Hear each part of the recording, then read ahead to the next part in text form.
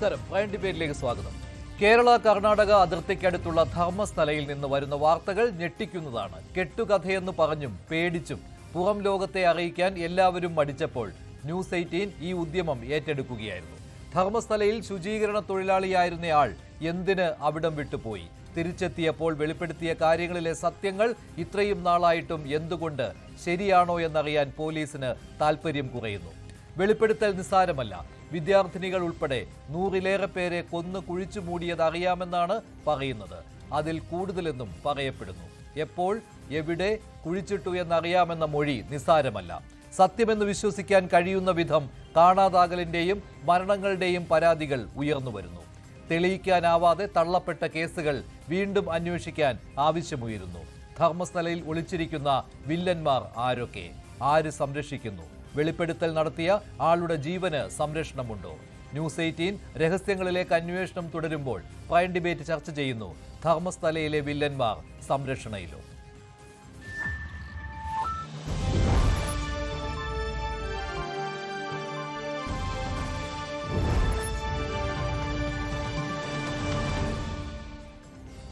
ധർമ്മസ്ഥലയിലെ ഈ കൊലപാതക പരമ്പരയുടെ വിവരങ്ങൾ പുറം ലോകത്തെ അറിയിച്ച news 18 reporter KV Baiju, Manaf, Jayan T, Vinod Mekkoth, N Subhash Babu എന്നിവരാണ് പങ്കെടുക്കുന്നത്. കർണാടകത്തിലെ ധർമ്മസ്ഥലയിലെ ദുരൂഹ മരണങ്ങളുടെ ചുരുളഴിയുന്നില്ല. കഴിഞ്ഞ കുറച്ചു ദിവസമായി ചർച്ചയിലാണ് ഈ വിഷയം. സാക്ഷിമൊഴി ഉണ്ടായിട്ടും അന്വേഷണം തുടരാൻ പോലീസിന് താൽപ്പര്യമില്ല. സാക്ഷിയുടെ രഹസ്യമൊഴി എടുത്തതാണ് വെളിപ്പെടുത്തൽ നടത്തിയ ശുചീകരണ തൊഴിലാളിയുടെ. 1995 മുതൽ 100-ലേറെ കൊലപാതകങ്ങൾ നടന്നു എന്നാണ് മൊഴി. ശുചീകരണ തൊഴിലാളി അവിടം വിട്ടു പോയിരുന്നു. അതിനുശേഷം തിരികെ എത്തിയപ്പോഴാണ് ഈ വെളിപ്പെടുത്തൽ നടത്തിയത്. ശുചീകരണ തൊഴിലാളിയുടെ രഹസ്യമൊഴി പ്രധാന തെളിവാണ്. എങ്കിലും ഈ തെളിവിന്റെ പിൻബലത്തിൽ കൂടുതൽ അന്വേഷണങ്ങളിലേക്കോ കൂടുതൽ പരിശോധനകളിലേക്കോ ഇതുവരെ പോലീസ് പോയിട്ടില്ല എന്നതാണ്. ബലാത്സംഗ കൊലകളും നടന്നെന്നാണ് മൊഴിയായി പറഞ്ഞിട്ടുള്ളത്. അതുമാത്രമല്ല, ആര്, എപ്പോൾ, എവിടെ എന്നൊക്കെയുള്ള കാര്യങ്ങളും വിശദമായി പറഞ്ഞിട്ടുണ്ട്. കൊന്നു കുഴിച്ചു മൂടിയെന്നറിയാമെന്നാണ് പ്രധാനമായും വെളിപ്പെടുത്തൽ. നേത്രാവതി പുഴയിൽ അടിഞ്ഞുവരുന്ന മൃതദേഹങ്ങൾ അതാരുടെയൊക്കെ എന്നുള്ള സംശയമുയരുന്നു. കൊലപാതകം, ബലാത്സംഗം, കൂട്ട ശവസംസ്കാരം എന്നിവയെക്കുറിച്ചും വെളിപ്പെടുത്തലിൽ പറഞ്ഞിരുന്നു. പക്ഷേ ഇതൊന്നും അന്വേഷണത്തിലേക്ക് ഇതുവരെ എത്തിയിട്ടില്ല. വിദ്യാർത്ഥികളും യുവതികളും കൊല്ലപ്പെട്ടവരിൽ ഉണ്ടെന്നും മൊഴിയുണ്ട്.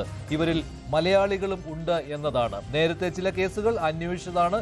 ചില കേസുകൾ അന്വേഷിക്കുവാൻ താൽപ്പര്യവും കാട്ടിയിരുന്നില്ല പോലീസ്. നാട് വിട്ട ശേഷം തിരിച്ചെത്തിയ ആളാണ് ഇങ്ങനെ മൊഴി നൽകിയത്. ഇതിൽ മനം നൊന്താണ്. ഇങ്ങനെ പല കൊലപാതകങ്ങൾക്കും കുഴിച്ചുമൂടലുകൾക്കും സാക്ഷിയാകേണ്ടി വന്നു എന്നതിൽ മനം നൊന്താണ് ഇയാൾ നാടുവിട്ടത്. ധർമ്മസ്ഥലയിൽ കാണാതായ ചിലരുടെ ബന്ധുക്കൾ ഇപ്പോൾ പരാതിയുമായി എത്തിയിട്ടുണ്ട്. അനന്യ ഭട്ട് എന്ന മെഡിക്കൽ വിദ്യാർത്ഥിനിയെ കാണാതായിരുന്നു. പക്ഷേ പോലീസ് ആ കേസ് അന്വേഷിച്ചില്ല. അനന്യ ഭട്ടിന്റെ അമ്മ ഇപ്പോൾ പരാതിയുമായി വീണ്ടും എത്തിയിരിക്കുകയാണ്. ജീവനക്കാരൻ പറഞ്ഞ സ്ഥലത്ത് പരിശോധന നടത്തണമെന്ന് ആക്ഷൻ കൗൺസിലും ആവശ്യപ്പെട്ടിട്ടുണ്ട്. ഇതിനിടെ ഒരു തലയോട്ടി മാത്രമാണ് ഇതുവരെ കണ്ടെടുക്കാൻ കഴിഞ്ഞത് എന്നത് പോലീസിന്റെ മെല്ലെപ്പോക്കിനും ഉദാഹരണമാണ്. ആരാണ് ധർമ്മസ്ഥലയിൽ ഒളിഞ്ഞിരിക്കുന്ന വില്ലന്മാർക്ക് സംരക്ഷണം നൽകുന്നത്? 367 സ്ത്രീകളെ കാണാതായെന്നാണ് പരാതി നൽകിയ അഭിഭാഷക സംഘം പറയുന്നത്. അവർ പരാതി കർണാടക മുഖ്യമന്ത്രി സിദ്ധരാമയ്യയ്ക്കും നൽകിയിട്ടുണ്ട്. പ്രത്യേക അന്വേഷണ സംഘം വേണമെന്നാണ് ആവശ്യം. പത്മലത, സൗജന്യ, വേദവല്ലി തുടങ്ങിയ വിദ്യാർത്ഥിനികളും കാണാതായവരിൽ ഉൾപ്പെടുന്നുണ്ട്. ധർമ്മസ്ഥല സ്വദേശിനികളും അതുപോലെ തന്നെ വെളിയിൽ നിന്നുള്ളവരും ധർമ്മസ്ഥലയിൽ വന്നവരും ഒക്കെ കാണാതായവരിൽ ഉൾപ്പെടുന്നുണ്ട്.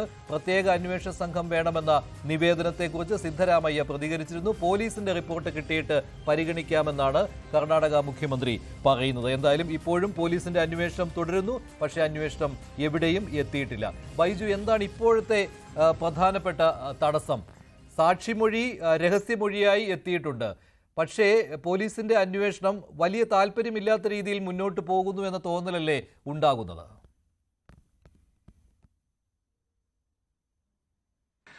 തീർച്ചയായും മഞ്ജുഷ, ആ രീതിയിലാണ് ഇപ്പോൾ ധർമ്മസ്ഥലയിൽ കാര്യങ്ങൾ പോകുന്നത്. ഈ മഞ്ജുഷ സൂചിപ്പിച്ചതുപോലെ തന്നെ 1985 മുതൽ 2014 വരെ 100 മൃതദേഹങ്ങളാണ് ശുചീകരണ തൊഴിലാളി കുഴിച്ചിട്ടെന്ന് പറയുന്നത്. നിർബന്ധിക്കപ്പെട്ടു എന്ന് പറയുമ്പോഴും 2001 മുതൽ 2010 വരെയുള്ള പോലീസിന്റെ വിവരാവകാശ നിയമപ്രകാരമുള്ള കണക്ക് ഞെട്ടിപ്പിക്കുന്നതാണ്. 484 പേരാണ് ഈ ധർമ്മസ്ഥലയിൽ ഇത്തരത്തിൽ ദുരൂഹ സാഹചര്യത്തിൽ മരണപ്പെട്ടത്. ഇതിൽ പലതും അസ്വാഭാവിക മരണമാണ്, ആത്മഹത്യ, ആ രീതിയിലൊക്കെയാണ് പോലീസ് അതിൽ എഫ്ഐആർ ചെയ്തിട്ടുള്ളത്. ഒരു പ്രതികളെ പോലും പിടികൂടിയിട്ടില്ല. അത്തരം 484-ഉം 100-ഉം, അതായത് 584 ഇപ്പോൾ ഈ രീതിയിൽ തന്നെ കണക്കുകൾ വരുന്നു. അപ്പോൾ ഇതിന്റെ വ്യാപ്തി എത്രത്തോളം ഉണ്ടെന്ന് നമുക്ക് ഊഹിക്കാവുന്നതുള്ളൂ. എന്തായാലും പോലീസ് ഇപ്പോൾ ജൂലൈ 14-ന് ഈ രഹസ്യമൊഴി നൽകുന്നു. തന്റെ കുടുംബത്തിനും തനിക്കും സംരക്ഷണം നൽകണം, ഇതായിരുന്നു പ്രധാനമായും ഈ സാക്ഷി പറഞ്ഞത്. ഈ കേസിലെ ഏക സാക്ഷി കൂടിയാണ് ഈ ശുചീകരണ തൊഴിലാളി എന്ന് ഓർക്കണം. ഇദ്ദേഹം 2014-ൽ ഇവിടെ നിന്നും രക്ഷപ്പെട്ടു പോകുന്നതാണ്. പിന്നീട് ഈ വലിയ തോതിൽ മാനസിക സമ്മർദ്ദം ഉണ്ടായതിനെ തുടർന്ന് ഇതൊക്കെ വെളിച്ചത്ത് കൊണ്ടുവരണം, ഇവരുടെ ആത്മാക്കൾക്കൊക്കെ ഇത് അന്ത്യകർമ്മം ഉൾപ്പെടെ ചെയ്യാനുള്ള കാര്യങ്ങൾ ഉണ്ടാവണം. അങ്ങനെയാണ് ഈ ശുചീകരണ തൊഴിലാളി വീണ്ടും വന്ന് ഇത്തരത്തിൽ ഈ വെളിപ്പെടുത്തൽ നടത്തുന്നത്. പക്ഷേ അദ്ദേഹം ആവശ്യപ്പെട്ട പ്രകാരം സുരക്ഷ ഈ സമയം വരെ നൽകിയിട്ടില്ല എന്നതാണ് അതിൽ ഏറ്റവും ഈ കേസ്. അതായത് അദ്ദേഹത്തിന്റെ ജീവൻ അപകടത്തിലാണ് എന്നുള്ള കാര്യമാണല്ലോ ഇപ്പോൾ പുറത്തു വരുന്നത്, സുരക്ഷ നൽകിയിട്ടില്ല എന്ന് പറയുമ്പോൾ. അതുപോലെ തന്നെ ഇദ്ദേഹം പറഞ്ഞ കാര്യങ്ങൾ, രഹസ്യമൊഴിയായി കൊടുത്ത കാര്യങ്ങളിൽ പലതും വെളിയിൽ വന്നിട്ടുണ്ട് എന്നാണ്. അപ്പോൾ പോലീസ് തന്നെ ഇതിനകത്ത് ഈ രഹസ്യമൊഴി വെളിയിൽ വരുവാനായിട്ട് ഉത്സാഹം കാണിച്ചു എന്ന് പറയുമ്പോൾ അദ്ദേഹം ആരാണ് എന്നുള്ള വെളിപ്പെടുത്തൽ പോലും വന്നിരിക്കുകയാണല്ലോ. അത് ജീവന് സ്വാഭാവികമായിട്ടും സുരക്ഷയില്ലാത്ത ഒരു കാര്യമായി മാറുകയാണ്. അത് എന്തുകൊണ്ട് ഇങ്ങനെ സംഭവിക്കുന്നു എന്നാണ് ബൈജുവിന്റെ ഒരു വിലയിരുത്തൽ. അവിടെ പോയി കാണുമ്പോൾ ആർക്ക് വേണ്ടിയാണ് ഈ സംരക്ഷണ വലയം തീർക്കുന്നത്?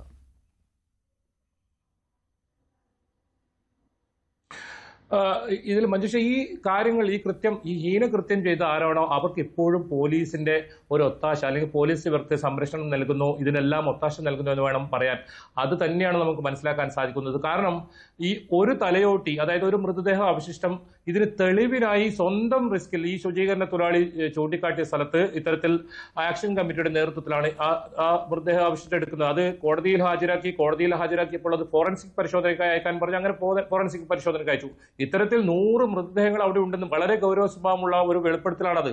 അത് എത്രയും പെട്ടെന്ന് ആ സ്ഥലത്ത് പോവുകയും അത് പരിശോധിക്കുകയും ചെയ്യേണ്ട പോലീസ് ആ നടപടികളിലേക്ക് കടക്കുന്നില്ല. മാത്രമല്ല, മഞ്ജുഷ് പറഞ്ഞ വളരെ പ്രധാനപ്പെട്ട കാര്യമാണ്, ഈ ശുചീകരണ തൊഴിലാളിയുടെ പേര് വിവരങ്ങൾ ഒന്നും തന്നെ വെളിപ്പെടുത്തിയിട്ടില്ല. പക്ഷെ അതെല്ലാം ഈ രഹസ്യമൊഴിയിൽ നിന്നും മുഴുവൻ വിവരങ്ങളും, അതെന്താണോ, അതായത് ഈ ക്രൈം ചെയ്തവരെ കുറിച്ചുള്ള വ്യക്തമായ വിവരങ്ങൾ, തന്നെ ആരാണോ ഈ കാര്യം ഏൽപ്പിച്ചത്, അതായത് മുൻ ജീവനക്കാർ, അവരെ വിവരങ്ങളൊക്കെ ആ രഹസ്യമൊഴിയിലുണ്ടായിരുന്നു. അതെല്ലാം ചോർത്തി അതെല്ലാം യൂട്യൂബ് ചാനൽ വഴി പുറത്തു വരുന്നു. അത് 11 മണിക്കൂറാണ് ഇത്തരത്തിൽ യൂട്യൂബ് ചാനലിൽ ഇദ്ദേഹത്തിന്റെ വിവരങ്ങളും ഇയാൾ ആരാണ് ഒക്കെ കാര്യങ്ങൾ അങ്ങനെ ഉണ്ടായിരുന്നത്. ഏതായാലും അതിലിപ്പോൾ സുപ്രീം കോടതിയിലേക്ക് ഉൾപ്പെടെ പരാതിയുമായി ഇവർ പോയിട്ടുണ്ട്.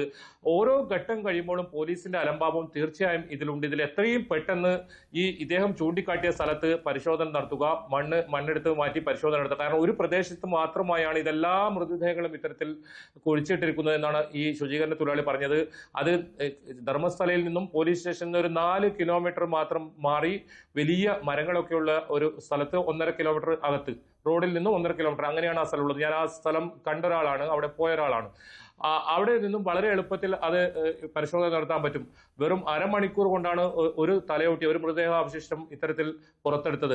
അതിന് ഒരു സാക്ഷ്യം വഹിക്കാൻ ഞാനും ഉണ്ടായിരുന്നു. അതുകൊണ്ടാണ് അത്രയും ആ ഭാഗത്ത് മുഴുവൻ ഇത്തരത്തിൽ മൃതദേഹം കുഴിച്ചിട്ടുണ്ടെന്നാണ് അദ്ദേഹം പറഞ്ഞത്. നിയമപരമായി പോലീസിന്റെ ഫോറൻസിക് സംഘം ഉൾപ്പെടെ എത്തി അത്തരത്തിൽ ഈ മൃതദേഹ അവശിഷ്ടം പുറത്തെടുത്താൽ മാത്രമേ ഇതിൽ തെളിവുകൾ ഉൾപ്പെടെ ഉണ്ടാകൂ. അതിൽ ഏറ്റവും പ്രധാനം, നേരത്തെ മഞ്ജു സൂചിപ്പിച്ചത് തന്നെയാണ്, അനന്യ ഭട്ടിന്റെ 23 വർഷത്തിന് ശേഷം ഒരു പരാതി സ്വീകരിക്കാൻ പോലും പോലീസ് തയ്യാറാകുന്നത്. ആ കേസിൽ ആ അമ്മ ഇപ്പോഴും വിശ്വസിക്കുന്നത് ആ വനത്തിനകത്ത് ഈ മൃതദേഹാവശിഷ്ടം അവിടെ കുഴിച്ചിട്ട സ്ഥലത്ത് തന്റെ മകളുടെ മൃതദേഹാവശിഷ്ടം ഉണ്ടാവും. അനന്യ ഭട്ടിന്റെ കാര്യം പ്രത്യേകം എടുത്തു പറയേണ്ടതാണല്ലോ. അനന്യ ഭട്ടിന്റെ അമ്മ അന്ന് തന്നെ പരാതി കൊടുത്തതാണ്. ആ സമയം അനന്യ ഭട്ട് അവിടെ ധർമ്മസ്ഥലയിൽ വന്നതാണ്, ധർമ്മസ്ഥലം സന്ദർശിക്കാൻ കൂട്ടുകാരോടൊപ്പം വന്നതാണെന്ന് തോന്നുന്നു അല്ലേ. അങ്ങനെ വന്നപ്പോൾ പിന്നീട് കാണാതായി. ആ തിരോധാനത്തെക്കുറിച്ച് പരാതി ആ സമയത്ത് പറഞ്ഞപ്പോൾ പോലീസ് കേസെടുത്തില്ല. അത് മാത്രമല്ല, മറ്റൊരു കാര്യം കൂടി അന്ന് സംഭവിച്ചുവല്ലോ, 2003-ലാണല്ലോ. ആ സമയത്ത് അനന്യ ഭട്ടിന്റെ അമ്മയ്ക്കെതിരെ ആക്രമണം നടന്നു എന്നാണല്ലോ. പരാതി പറയാൻ എത്തിയപ്പോൾ ആ സ്ഥലത്ത് വെച്ച് ആക്രമണം നടന്നു, പരിക്ക് പറ്റി എന്നൊക്കെയാണല്ലോ ഇപ്പോൾ അവർ പറയുന്നത്. എന്താണ് ആ എപ്പിസോഡ്? എന്താണ് ഇപ്പോൾ പോലീസ് എന്താണ് പറയുന്നത്?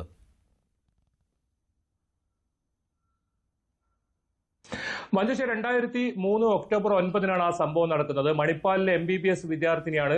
തന്റെ സഹപാഠികൾ ആ പ്രദേശത്തുണ്ട്. അവരുടെ വീടുകളും അതുപോലെ തന്നെ ഈ ക്ഷേത്രമൊക്കെ കാണാനാണ് അനന്യ ഭട്ട് കൂട്ടുകാരോടൊപ്പം വരുന്നത്. അവിടെ ആ ക്ഷേത്രത്തിന്റെ തൊട്ട് സമീപത്ത് നിൽക്കുന്നിടത്താണ് ഇവരെ തട്ടിക്കൊണ്ടുപോകുന്നത്.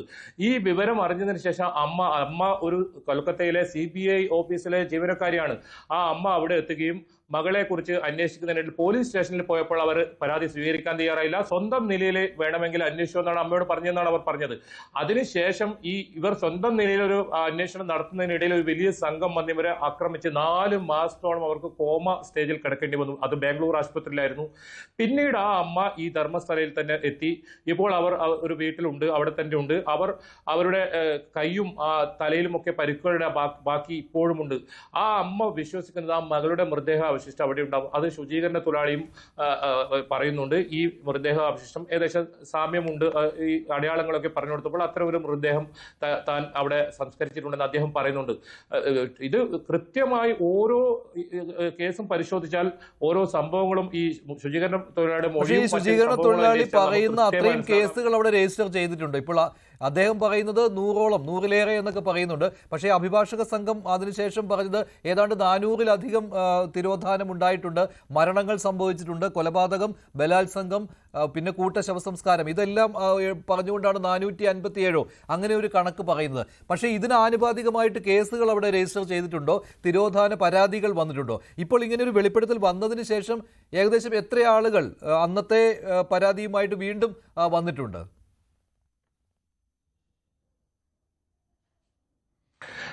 മഞ്ജുഷ, ഈ ഒരു കേസിലും ഈ ശുചീകരണ തൊഴിലാളി വെളിപ്പെടുത്തിയ ഒരു കേസിലും FIR ഇല്ല. അതാണ് ഏറ്റവും പ്രത്യേകത. 2001 മുതൽ 2014 വരെയുള്ള കേസാണ് ഞാൻ പറഞ്ഞത്. പോലീസിന്റെ വിവരാവകാശ പ്രകാരം എടുത്ത കണക്ക്. അത് ശുചീകരണ തൊഴിലാളിയുടെ ഈ കണക്കിൽപ്പെടുന്നതല്ല. അദ്ദേഹം ഈ കുഴിച്ചിട്ടെന്ന് പറയുന്ന അല്ലെങ്കിൽ തന്നെ ഇത്തരത്തിൽ ബലമായി കുഴിച്ചിടാൻ പ്രേരിപ്പിച്ച ഈ കേസുകളൊന്നും തന്നെ FIR രജിസ്റ്റർ ചെയ്തിട്ടില്ല. അനന്യ ഭട്ടിന്റെ ഉൾപ്പെടെ. അനന്യ ഭട്ടിനെ കാണാനില്ല, മകളെ കണ്ടെത്തണമെന്ന് ആവശ്യപ്പെട്ട് പോലീസ് സ്റ്റേഷനിൽ എത്തിയപ്പോൾ അന്ന് അവർക്ക് കേസേ രജിസ്റ്റർ ചെയ്തില്ല. കാരണം കേസ് രജിസ്റ്റർ ചെയ്യാൻ പോലും തയ്യാറായില്ല പോലീസ്. അത്തരത്തിൽ ഇതൊന്നും ഈ കണക്കിൽ പെടുന്നതല്ല. അതുകൊണ്ട് തന്നെയാണ് ഇതിൽ ഒരുപാട് പരാതി ഇപ്പോഴും അവിടെ ഉയർന്നിട്ടുണ്ട്. പരാതിക്കാർ വന്നിട്ടുണ്ട്. അവരുടെ DNA പരിശോധന, അതായത് ഈ അനന്യ ഭട്ടിന്റെ അമ്മ സുജാത ഭട്ട്, അവരുടെ DNA പരിശോധന നടത്തിയ തന്നെ ഈ മൃതദേഹങ്ങൾ പുറത്തെടുത്താൽ അത് ഒരു പക്ഷേ വളരെ എളുപ്പത്തിൽ കണ്ടെത്താൻ പറ്റും. കാരണം അവിടെ തന്നെ ഉണ്ട് എന്ന് തന്നെയാണ് ഇവരും അമ്മയും വിശ്വസിക്കുന്നത്. ഒപ്പം ഈ ശുചീകരണ തൊഴിലാളിയും സാമ്യമുള്ള ഒരു മൃതദേഹം അവിടെ താൻ സംസ്കരിച്ചു എന്ന് പറയുന്നുണ്ട്. അതുകൊണ്ട് ഇതെല്ലാം ഏറ്റവും പ്രധാനം ഈ പ്രദേശം കുഴിച്ച് പരിശോധിക്കുക എന്ന് തന്നെയാണ്. എത്രത്തോളം മൃതദേഹ അവശിഷ്ടം ആ മണ്ണിൽ ഇത്തരത്തിൽ മൂടപ്പെട്ടിട്ടുണ്ടോ അത് പുറത്തെടുത്താൽ മാത്രമേ ഇതിന്റെ വലിയ ചുരുളഴിയൂ. പക്ഷേ അതിന് വലിയ തടസ്സം നിൽക്കുന്നു. അത് ഇപ്പോഴും ഈ ഒരു ഗ്യാങ്, അത് കഴിഞ്ഞ സമയങ്ങളൊക്കെ നമ്മൾ റിപ്പോർട്ട് ചെയ്തതാണ്. ഡി ഗ്യാങ് എന്ന് പറയുന്ന ഒരു ഗ്യാങ് ധർമ്മസ്ഥലയിൽ ഇപ്പോഴും സജീവമാണ്. നേരത്തെ അത് വലിയ തോതിൽ വലിയ സംഘങ്ങളായിരുന്നെങ്കിൽ ഇപ്പോഴും ആ ഗ്യാങ് ഇപ്പോഴും ഉണ്ട്. ഭീഷണി ഇത്തരത്തിലുണ്ട്. പല കേസുകൾക്കും സാക്ഷി കൊല്ലപ്പെട്ടിരിക്കുന്നു. അത് കൊല്ലപ്പെട്ട രീതി വാഹനാപകടവും വിഷം കഴിച്ചും തൂങ്ങി മരിച്ചുമൊക്കെയാണ്. അത് സൗജന്യ ഏറ്റവും വലിയ പ്രക്ഷോഭം ഇപ്പോഴും ഉയർന്നു വരുന്നത്, അന്നും ഉയർന്നു വന്നത് സൗജന്യ, ജസ്റ്റിസ് ഫോർ സൗജന്യ എന്ന കേസാണ്. ആ കേസാണ് ഇതിലെല്ലാം വഴിത്തിരിവായത്. പക്ഷേ ബൈജു, ഈ സൗജന്യയുടെ കേസിൽ FIR രജിസ്റ്റർ ചെയ്യുകയും അതിൽ അന്വേഷണം നടക്കുകയും അവസാനം തെളിവില്ലാതെ തള്ളപ്പെടുകയും ചെയ്തതല്ലേ സൗജന്യ കേസ്? സൗജന്യെ കാണാതായതിനെ കുറിച്ച്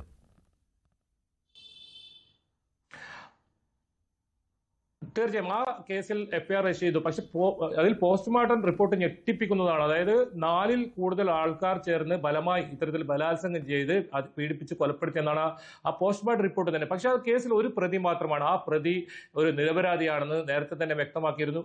ഈ സൗജന്യയുടെ കുടുംബം വ്യക്തമാക്കിയിരുന്നു. പക്ഷെ അതൊന്നും കേൾക്കാതെ പോലീസ് ഒരാളെ പ്രതി ചേർത്തു. അദ്ദേഹം 6 വർഷം ഇത്തരത്തിൽ വിചാരണ തടവുകാരനായിരുന്നു. ഏറ്റവും ഒടുവിലായി അദ്ദേഹത്തെ സുപ്രീം കോടതി വെറുതെ വിട്ടു, തെളിവുകൾ ഇല്ല എന്ന അടിസ്ഥാനത്തിൽ. ആ കേസിൽ 4 സാക്ഷികൾ ഉണ്ടായിരുന്നു. ആ സാക്ഷികൾ 4 പേരും ഇപ്പോൾ ജീവനോടെ ഇല്ല. അതൊക്കെയാണ് ഓരോ കേസുകളിലും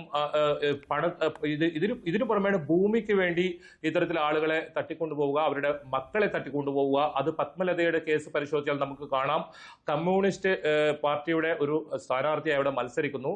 അദ്ദേഹത്തിന്റെ ഈ മത്സരത്തിൽ നിന്നും പിന്മാറണമെന്ന് ആവശ്യപ്പെട്ട് ഇദ്ദേഹത്തിന്റെ 14 വയസ്സുള്ള മകളെ പത്മലതയെ തട്ടിക്കൊണ്ടുവന്നു. അത് ജയന്തിന്റെ സഹോദരിയാണ്. ജയന്ത് നമ്മുടെ ചർച്ചയിൽ പങ്കെടുക്കുന്നതാണ് അറിയിച്ചിട്ടുള്ളത്. അദ്ദേഹത്തിന്റെ സഹോദരി തട്ടിക്കൊണ്ടുവന്നു. 56 ദിവസം കഴിഞ്ഞതിന് ശേഷം അദ്ദേഹം ഈ തെരഞ്ഞെടുപ്പിൽ നിന്നും അദ്ദേഹം ഒഴിവാകുന്നു. പക്ഷെ അദ്ദേഹത്തിന്റെ മകളെ കൊലപ്പെടുത്തുന്നു. 56 ദിവസം കഴിഞ്ഞ ശേഷം മൃതദേഹം കിട്ടുന്നത് വെറും അസ്ഥികൂടമായാണ് കിട്ടുന്നത്. അത് ഈ നേത്രാവതി പുഴയുടെ അവിടെ നിന്നാണ് കിട്ടുന്നത്. കൈയും കാലും കെട്ടിയിട്ട നിലയിലായിരുന്നു മൃതദേഹം. പക്ഷേ അതും ഒരു ആത്മഹത്യയാണ് പോലീസ് എഫ്ഐആർ. ആ രീതിയിലാണ് കാര്യങ്ങൾ. കൊലപാതകങ്ങൾ നടത്തി ഇത്തരത്തിൽ തെളിവുകളെല്ലാം നശിപ്പിച്ച് സാക്ഷികളുണ്ടെങ്കിൽ അവരെ കൊലപ്പെടുത്തി ആ രീതിയിൽ കാര്യങ്ങൾ അവസാനം ഏറ്റവും ഒടുവിലായി ആത്മഹത്യ എന്ന നിലയിലേക്ക് കാര്യങ്ങൾ എത്തിക്കും. അത് തന്നെയാണ് ധർമ്മസ്ഥലയിൽ ഓരോ കേസുകൾ പരിശോധിച്ചാൽ അറിയാം. നമ്മൾ ഓരോ വീടുകളിൽ പോയതാണ്. ഇപ്പോഴും ഈ മകളെ കാത്ത് നിൽക്കുന്ന അമ്മമാർ, ഒരുപാട് അമ്മമാർ അവിടെ കണ്ണീരുമായി അവിടെ കഴിയുന്നുണ്ട്. അവർക്ക് ശബ്ദിക്കാൻ വഴിയുണ്ടായിരുന്നില്ല. അവരുടെ ബൈജു, അപ്പോൾ ഈ ഒരു ഘട്ടത്തിൽ ഈ ശുചീകരണ തൊഴിലാളി പറയുന്നത് കെട്ടുകഥയാണ് എന്ന രീതിയിലുള്ള പ്രചാരണം ഉണ്ടായിരുന്നു. പക്ഷേ ഈ കാര്യങ്ങൾ ഈ മുൻപ് നടന്ന സംഭവങ്ങളുമായിട്ട് താരതമ്യപ്പെടുത്തി നോക്കുമ്പോൾ കൃത്യം കാര്യങ്ങൾ തന്നെ ഈ തൊഴിലാളി പറയുന്നു, ഈ സാക്ഷി പറയുന്നു എന്നുള്ള കാര്യം വ്യക്തമാണല്ലോ അല്ലേ? അങ്ങനെ തന്നെ ഇപ്പോൾ ആണല്ലോ അല്ലേ? ഇത് അവിടെയുള്ള താങ്കൾ ഒരുപാട് ആളുകളെ അവിടെ കണ്ടു, ധർമ്മസ്ഥലയിൽ ഒരുപാട് ആളുകളുമായി സംസാരിച്ചു. അവരും ഈ സംശയം പങ്കുവെക്കുന്നുണ്ടല്ലോ, ഈ ഡി ഗ്യാങ്ങിനെ പറ്റിയൊക്കെ.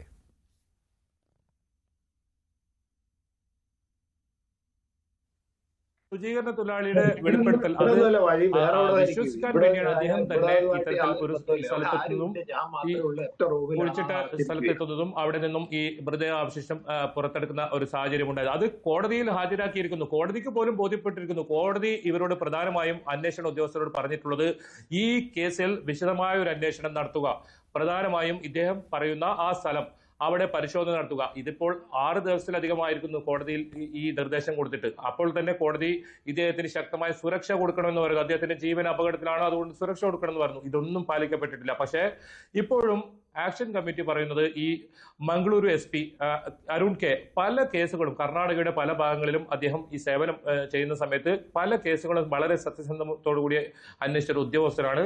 അദ്ദേഹത്തിൽ വിശ്വാസമുണ്ടെന്ന് തുടക്കത്തിൽ തന്നെ ആക്ഷൻ കമ്മിറ്റി പറയുന്നുണ്ട്. ഇപ്പോഴും അതേ നിലപാടിലാണ് ആക്ഷൻ കമ്മിറ്റി ഉള്ളത്. അതിനിടയിലാണ് ഇപ്പോൾ സർക്കാർ ഇത്തരത്തിൽ പ്രത്യേക അന്വേഷണ സംഘത്തെ രൂപീകരിക്കാം എന്നൊക്കെ പറയുന്ന ഒരു സാഹചര്യം ഉണ്ടായത്. പക്ഷേ ഈ ആക്ഷൻ കമ്മിറ്റി കൃത്യമായി പറയുന്നുണ്ട് അത് ഏതെങ്കിലും തരത്തിലുള്ളൊരു ഇത്തരത്തിലുള്ള പ്രത്യേക അന്വേഷണ സംഘത്തെ രൂപീകരിച്ച് ഈ കേസുകൾ ഇല്ലാതാക്കുക അല്ലെങ്കിൽ സാക്ഷിനെ ഇല്ലാതാക്കാനുള്ള കാര്യങ്ങൾ ഉണ്ടാവും. അതുകൊണ്ട് തന്നെയാണ് ഈ കേസിൽ കൃത്യമായ വിദഗ്ധ സംഘങ്ങൾ DGPയുടെ മേൽനോട്ടത്തിൽ ഉള്ള ഒരു സംഘത്തെ രൂപീകരിച്ച് ഇത്തരത്തിൽ അന്വേഷണം നടത്തണമെന്ന ഒരു ആവശ്യം ഉന്നയിച്ചിട്ടുള്ളത്. എന്തായാലും തിങ്കളാഴ്ച ഇത് സംബന്ധിച്ച ഒരു തീരുമാനം ഉണ്ടാവും. കാരണം ഈ കേസ് ഇങ്ങനെ മുന്നോട്ട് പോവുകയാണെങ്കിൽ ഇവർ 1000-കണക്കിന് ആളുകൾ ഈ പ്രദേശത്തേക്ക് പോവുകയും അവിടെ ഈ പരിശോധന നടത്തി ഈ തെളിവുകളെല്ലാം പുറത്തെടുക്കാൻ ആക്ഷൻ കമ്മിറ്റി തയ്യാറെടുക്കുകയാണ്. ആ ഒരു മുന്നറിയിപ്പ് ഇപ്പോൾ ആക്ഷൻ കമ്മിറ്റി നൽകിയിട്ടുണ്ട്. ശരി ബൈജു, ഇപ്പോൾ മനാഫ് കൂടി ചേരുകയാണ്. മനാഫ് ആക്ഷൻ കമ്മിറ്റിയിലുമുള്ള ആളാണ്.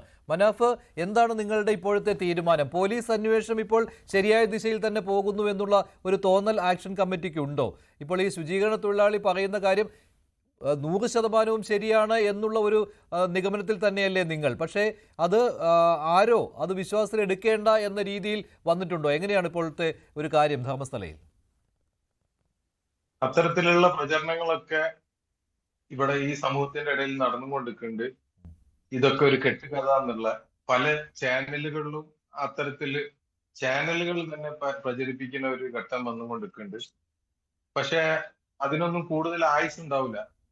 ചുരുങ്ങിയത് ഈ കുറച്ച് ദിവസത്തിന്റെ ഉള്ളിൽ തന്നെ ഇത് ഈ കുഴിയെല്ലാം മാന്തേണ്ടി വരും.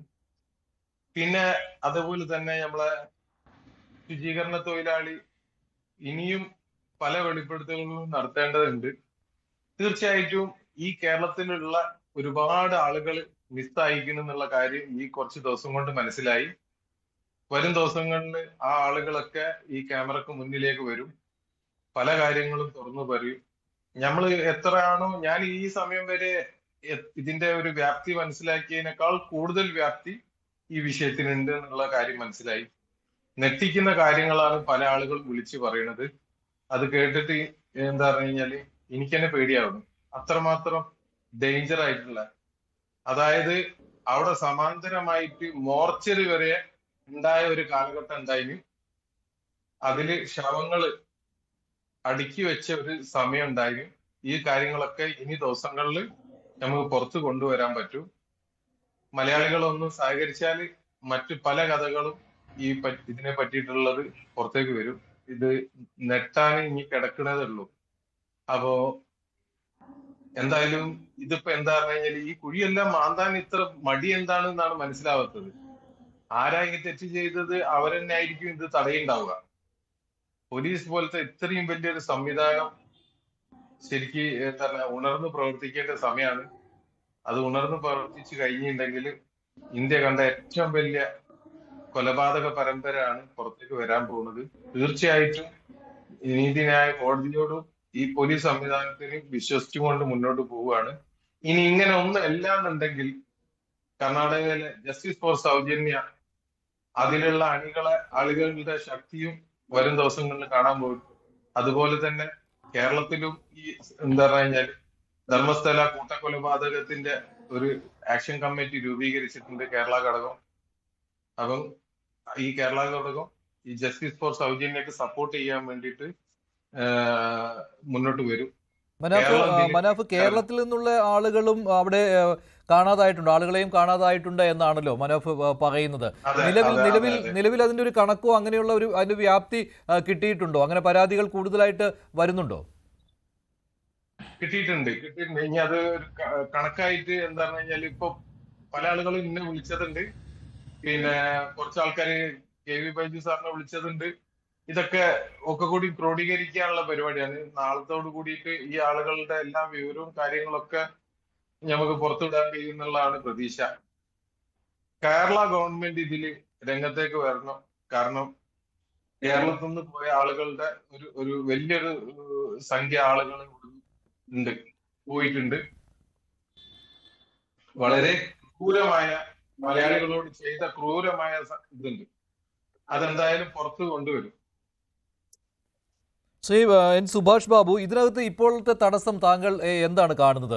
ഇപ്പോൾ ഓരോ കേസായിട്ട് എടുത്ത് അന്വേഷിക്കേണ്ടി വരും, അങ്ങനെ FIR ഇല്ലാത്തതിൻ്റെ പ്രശ്നമാണോ? പക്ഷേ ഇതൊരു വർഷങ്ങൾക്ക് ശേഷമുള്ള ഒരു മൊഴിയാണ്. അപ്പോൾ അതിൻ്റെ വിശ്വാസ്യതയിലേക്ക് ആദ്യം തന്നെ കടന്നു ചെന്നിട്ട് അന്വേഷണം തുടരുമല്ലേ വേണ്ടത്? അതിൽ പോലീസിൻ്റെ ഒരു മെല്ലെപ്പോക്ക് കാണുന്നുണ്ടോ?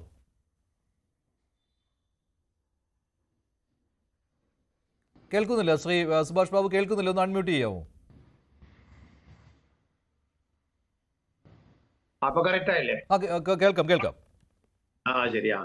അല്ല, പോലീസിനെ സംബന്ധിച്ചിടത്തോളം ഇതിനകത്ത് അന്വേഷണത്തിൽ അമാന്തം കാണിക്കുന്നു എന്നുള്ളത് ഒരു വസ്തുതയാണ്. അത് നിഷേധിക്കാൻ പറ്റില്ല. കാരണം ഇങ്ങനെയുള്ള ഒരു വിവരം കിട്ടിക്കഴിഞ്ഞാല് അത് കളവാണെന്ന് പറയാൻ ആരെ കൊണ്ടും സാധ്യമില്ല, പോലീസും പറയാൻ പാടില്ല. പോലീസ് അത് ശരിയാണ് എന്നുള്ള രീതിയിൽ അന്വേഷിക്കുകയും അതിന് തെളിവ് ശേഖരണത്തിന് ശേഷം അത് കളവാണ് എന്ന് പൂർണ്ണമായി ബോധ്യപ്പെട്ടതിന് ശേഷം മാത്രം കളവ് എന്ന് വിധി എഴുതാൻ പാടുള്ളൂ എന്നാണ് നിയമം പറയുന്നത്. അല്ലാണ്ട് പോലീസ് ആദ്യത്തെ മുഖവിലയ്ക്ക് തന്നെ അത് കളവാണ് അല്ലെങ്കിൽ വിശ്വസിക്കേണ്ട, അതിനെ പുള്ളി അന്വേഷിക്കേണ്ട എന്ന് പറയാനുള്ള അധികാരമില്ല. പോലീസ് അന്വേഷിച്ചേ പറ്റുള്ളൂ. അങ്ങനെ ഒരു വിവരം കിട്ടിയാൽ അതാണ് ഒന്നാമത്തെ കാര്യം. രണ്ടാമത് എന്താണെന്ന് പറഞ്ഞു കഴിഞ്ഞാൽ, ഈ പോലീസിനെ സംബന്ധിച്ചിടത്തോളം പോലീസിന് ഇങ്ങനെ ഒരു മൊഴി അവിടെ കിട്ടുന്നു. അത് നമ്മുടെ നിയമപ്രകാരം ഇപ്പൊ പുതിയ നിയമം അനുസരിച്ച് 153 വകുപ്പ് പ്രകാരം അവിടെ ഒരു കൺഫെഷൻ കോടതിയിൽ കൊടുത്തിരിക്കുന്നു. ആ കൺഫെഷന്റെ അടിസ്ഥാനത്തിൽ അല്ല അദ്ദേഹം കൂടെ മറവ് ചെയ്തുകൊണ്ട് അദ്ദേഹം ഇതുവരെ മിണ്ടാതിരുന്നു എന്ന് പറഞ്ഞാൽ വേണമെങ്കിൽ നമുക്ക് കൺഫെഷനായിട്ട് എടുക്കാം. അപ്പൊ അതിന്റെ പശ്ചാത്തലത്തിൽ അതിന്റെ വിവരങ്ങൾ ശേഖരിച്ചതിന് ശേഷം ആ വ്യക്തിയെ ചോദ്യം ചെയ്ത് ആ വ്യക്തിയുടെ സഹായത്തോടു കൂടി എവിടെയാണ് അദ്ദേഹം മറവ് ചെയ്തിരിക്കുന്നത് എന്ന് പറഞ്ഞ കുറെ കേസുകൾ, അദ്ദേഹത്തിന് അറിയാവുന്ന കേസുകൾ, അത് ഇന്നിടത്ത് അനന്യയാണ്, ഇല്ല സൗജന്യ ഇവിടാണ്, മറ്റവരെ ഇന്നതാണെന്ന് പറഞ്ഞ് അദ്ദേഹത്തിന് അറിയാമെന്നാണല്ലോ പറയുന്നത്. അത് ഇന്ന സ്ഥലത്താണെന്ന് കാണിച്ചു കൊടുക്കുകയും ആ സ്ഥലം സ്പോട്ട് ചെയ്തതിനു ശേഷം പോലീസ് ആളുടെ ശവം അല്ലെ ഇവിടെ ഈ സ്ഥലത്ത് മറവ് ചെയ്തിട്ടുണ്ട് എന്ന് പറയുമ്പോൾ പോലീസ് അല്ല അത് എടുക്കുന്നത്. അതിന് RDOയുടെ അടുത്ത്, റവന്യൂ ഉദ്യോഗസ്ഥന്മാരുടെ അടുത്ത് കൊടുക്കണം. ഡിസ്ട്രിക്ട് മജിസ്ട്രേറ്റ്, അതായത് കളക്ടർ എടുത്തോ RDOയുടെ അടുത്തോ അല്ലെങ്കിൽ അതിന് പ്രത്യേകമായി നിയോജിച്ചിരിക്കുന്ന ഏതെങ്കിലും തഹസിൽദാർ റാങ്കിലുള്ള ഉദ്യോഗസ്ഥന്മാരായിരിക്കും ഉണ്ടാവുക. അവരുടെ അടുത്ത് റിപ്പോർട്ട് കൊടുത്തതിന് ശേഷം അവരുടെ സാന്നിധ്യം, അവരാണ് ഇത് ചെയ്യുന്നത്, പോലീസല്ല. പോലീസ് സഹായികളായിട്ട് നിൽക്കുക മാത്രമേ ഉള്ളൂ. അങ്ങനെ ഓരോന്ന് പുറത്തെടുക്കുകയും ആ വ്യക്തി ആരാന്ന് പറഞ്ഞ് അവരെ ഐഡന്റിഫൈ ചെയ്യാൻ അവിടെ പറ്റുന്ന ഏതെങ്കിലും, ചിലപ്പം കോട്ടണോ അതേമാതിരിയുള്ള വസ്ത്രങ്ങളൊക്കെയാണ്, ഇത് ഒന്നും ബാക്കി ഉണ്ടാവില്ല. എന്നാലും പോളിസ്റ്റർ ടൈപ്പ് വസ്ത്രങ്ങൾ എന്തെങ്കിലും ഉണ്ടെങ്കിൽ ചിലപ്പോൾ ചെരുപ്പിന്റെ ഭാഗം ഉണ്ടാവും, അല്ലെങ്കിൽ അവരുടെ ധരിച്ചിരിക്കുന്ന സ്ത്രീകളായതുകൊണ്ട് ഓർണമെന്റ്സിന്റെ ഭാഗം ഉണ്ടാവും. പിന്നെ അവരെ സംബന്ധിച്ചോളം മുടി എന്തായാലും നിർബന്ധമായിട്ടുണ്ടാവും. മുടി, നഖം, എല്ലുകള് ഒക്കെ എന്തായാലും അവിടെ ഉണ്ടാവും. ഇതൊക്കെ എടുത്തതിന് ശേഷം DNA പരിശോധനയ്ക്ക് ആവശ്യമായ രീതിയിൽ അവിടുന്ന് കിട്ടുന്ന തെളിവ് ശേഖരിച്ചതിന് ശേഷം ആരാണ് എന്നുള്ളത് അവരുടെ ബന്ധുക്കളുമായിട്ട് ഇത് DNA മറ്റു ശാസ്ത്രീയ പരിശോധനയ്ക്ക് ശേഷം ഇന്നയാളാണ് ഇത് ഈ സ്ഥലത്തുണ്ടായിരുന്നത്, കുഴിച്ചിടപ്പെട്ടത് എന്നുള്ള രീതിയിൽ തിരിച്ചറിഞ്ഞതിന് ശേഷം മാത്രമേ ഒരു കേസ് വ്യക്തമായിട്ട്, ഒരു കൊലപാതകമോ അല്ലെങ്കിൽ വേറൊരു രീതിയിൽ ഒരു ശക്തമായ അന്വേഷണം മുന്നോട്ട് കൊണ്ടുപോകാൻ പറ്റുള്ളൂ. പക്ഷേ ഇതൊക്കെ പോലീസിന് അറിയാവുന്നതാണല്ലോ. പോലീസിനും നിയമപാലനത്തെ എല്ലാവർക്കും അറിയാവുന്ന കാര്യമാണ്. അപ്പോൾ എവിടെയോ ഒരു തടസ്സം പിന്നോട്ട് വലിക്കൽ നടക്കുന്നു എന്ന കാര്യം വ്യക്തമാണല്ലോ. ഇത്രയും ദിവസങ്ങളായി ഇപ്പോൾ ഒരു തലയോട്ടി കണ്ടെടുക്കാൻ കഴിഞ്ഞിരുന്നു ഒരു ദിവസത്തെ പരിശോധനയിൽ. അന്നും പോലീസിനൊരു അമാന്തമുണ്ടായിരുന്നു. ഈ സാക്ഷിയെ അങ്ങോട്ട് കൊണ്ടുവരണമോ വേണ്ടയോ എന്നൊക്കെ കാര്യത്തിൽ ഒരു അമാന്തം ഉണ്ടായിരുന്ന ഒരു ദിവസമാണ് അന്ന്. അപ്പോൾ അവിടെയും ഒക്കെ ഒരു മെല്ലെപ്പോക്ക് ഇപ്പോഴും ഉണ്ടല്ലോ. ഇതൊന്നും അറിയാൻ പാടില്ലാഞ്ഞിട്ടല്ലല്ലോ പോലീസിന്.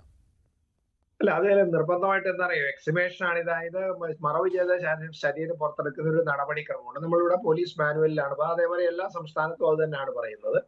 അപ്പൊ അതനുസരിച്ചിട്ട് ഇത് ആരാണോ മറവ് ചെയ്തത്, അല്ലെങ്കിൽ മറവ് ചെയ്യാൻ ആ സമയത്ത് സാന്നിധ്യം, ഇപ്പോഴും ആരുമില്ല, അദ്ദേഹം മാത്രമല്ലേ ഉള്ളൂ. അദ്ദേഹത്തിന്റെ സാന്നിധ്യത്തിൽ അദ്ദേഹം തന്നെ ഇത് കാണിച്ചു കൊടുക്കണം. ഇന്ന സ്ഥലത്ത് ഇവിടാണ് ഇന്ന ആളെയാണ് മറവ് ചെയ്തത്, അല്ലെ ഇന്ന രീതിയിലുള്ള ഒരു വ്യക്തിയെ ഞാനിവിടെ മറവ് ചെയ്തിട്ടുണ്ടെന്ന് പറയുകയാണെങ്കിൽ ആ സ്ഥലം സ്പോട്ട് ചെയ്തതിനു ശേഷം ആ സ്ഥലം കുഴിച്ച് പരിശോധിക്കണം എന്ന് പറഞ്ഞിട്ട് ഇങ്ങനെ ബോഡി പുറത്തെടുക്കണമെന്ന് പറഞ്ഞിട്ട് പോലീസാണ് റിപ്പോർട്ട് കൊടുക്കുക. അതിന്റെ അടിസ്ഥാനത്തിലാണ് എക്സിക്യൂട്ടീവ് മജിസ്ട്രേറ്റ് ആരാണോ അദ്ദേഹം അത് പിന്നെ പുറത്തേക്ക് എടുക്കുന്ന പ്രക്രിയ നടത്തേണ്ടത്. പോലീസ് അമാന്തിക്കേണ്ട കാര്യമൊന്നുമില്ല. കാരണം ഈ സാക്ഷിയുടെ ഈ ശുചീകരണ തൊഴിലാളിയുടെ സഹായത്തോടുകൂടി സ്ഥലം ഐഡന്റിഫൈ ചെയ്യുകയും അതിന്റെ അടിസ്ഥാനത്തിൽ റിപ്പോർട്ട് സമർപ്പിക്കുക.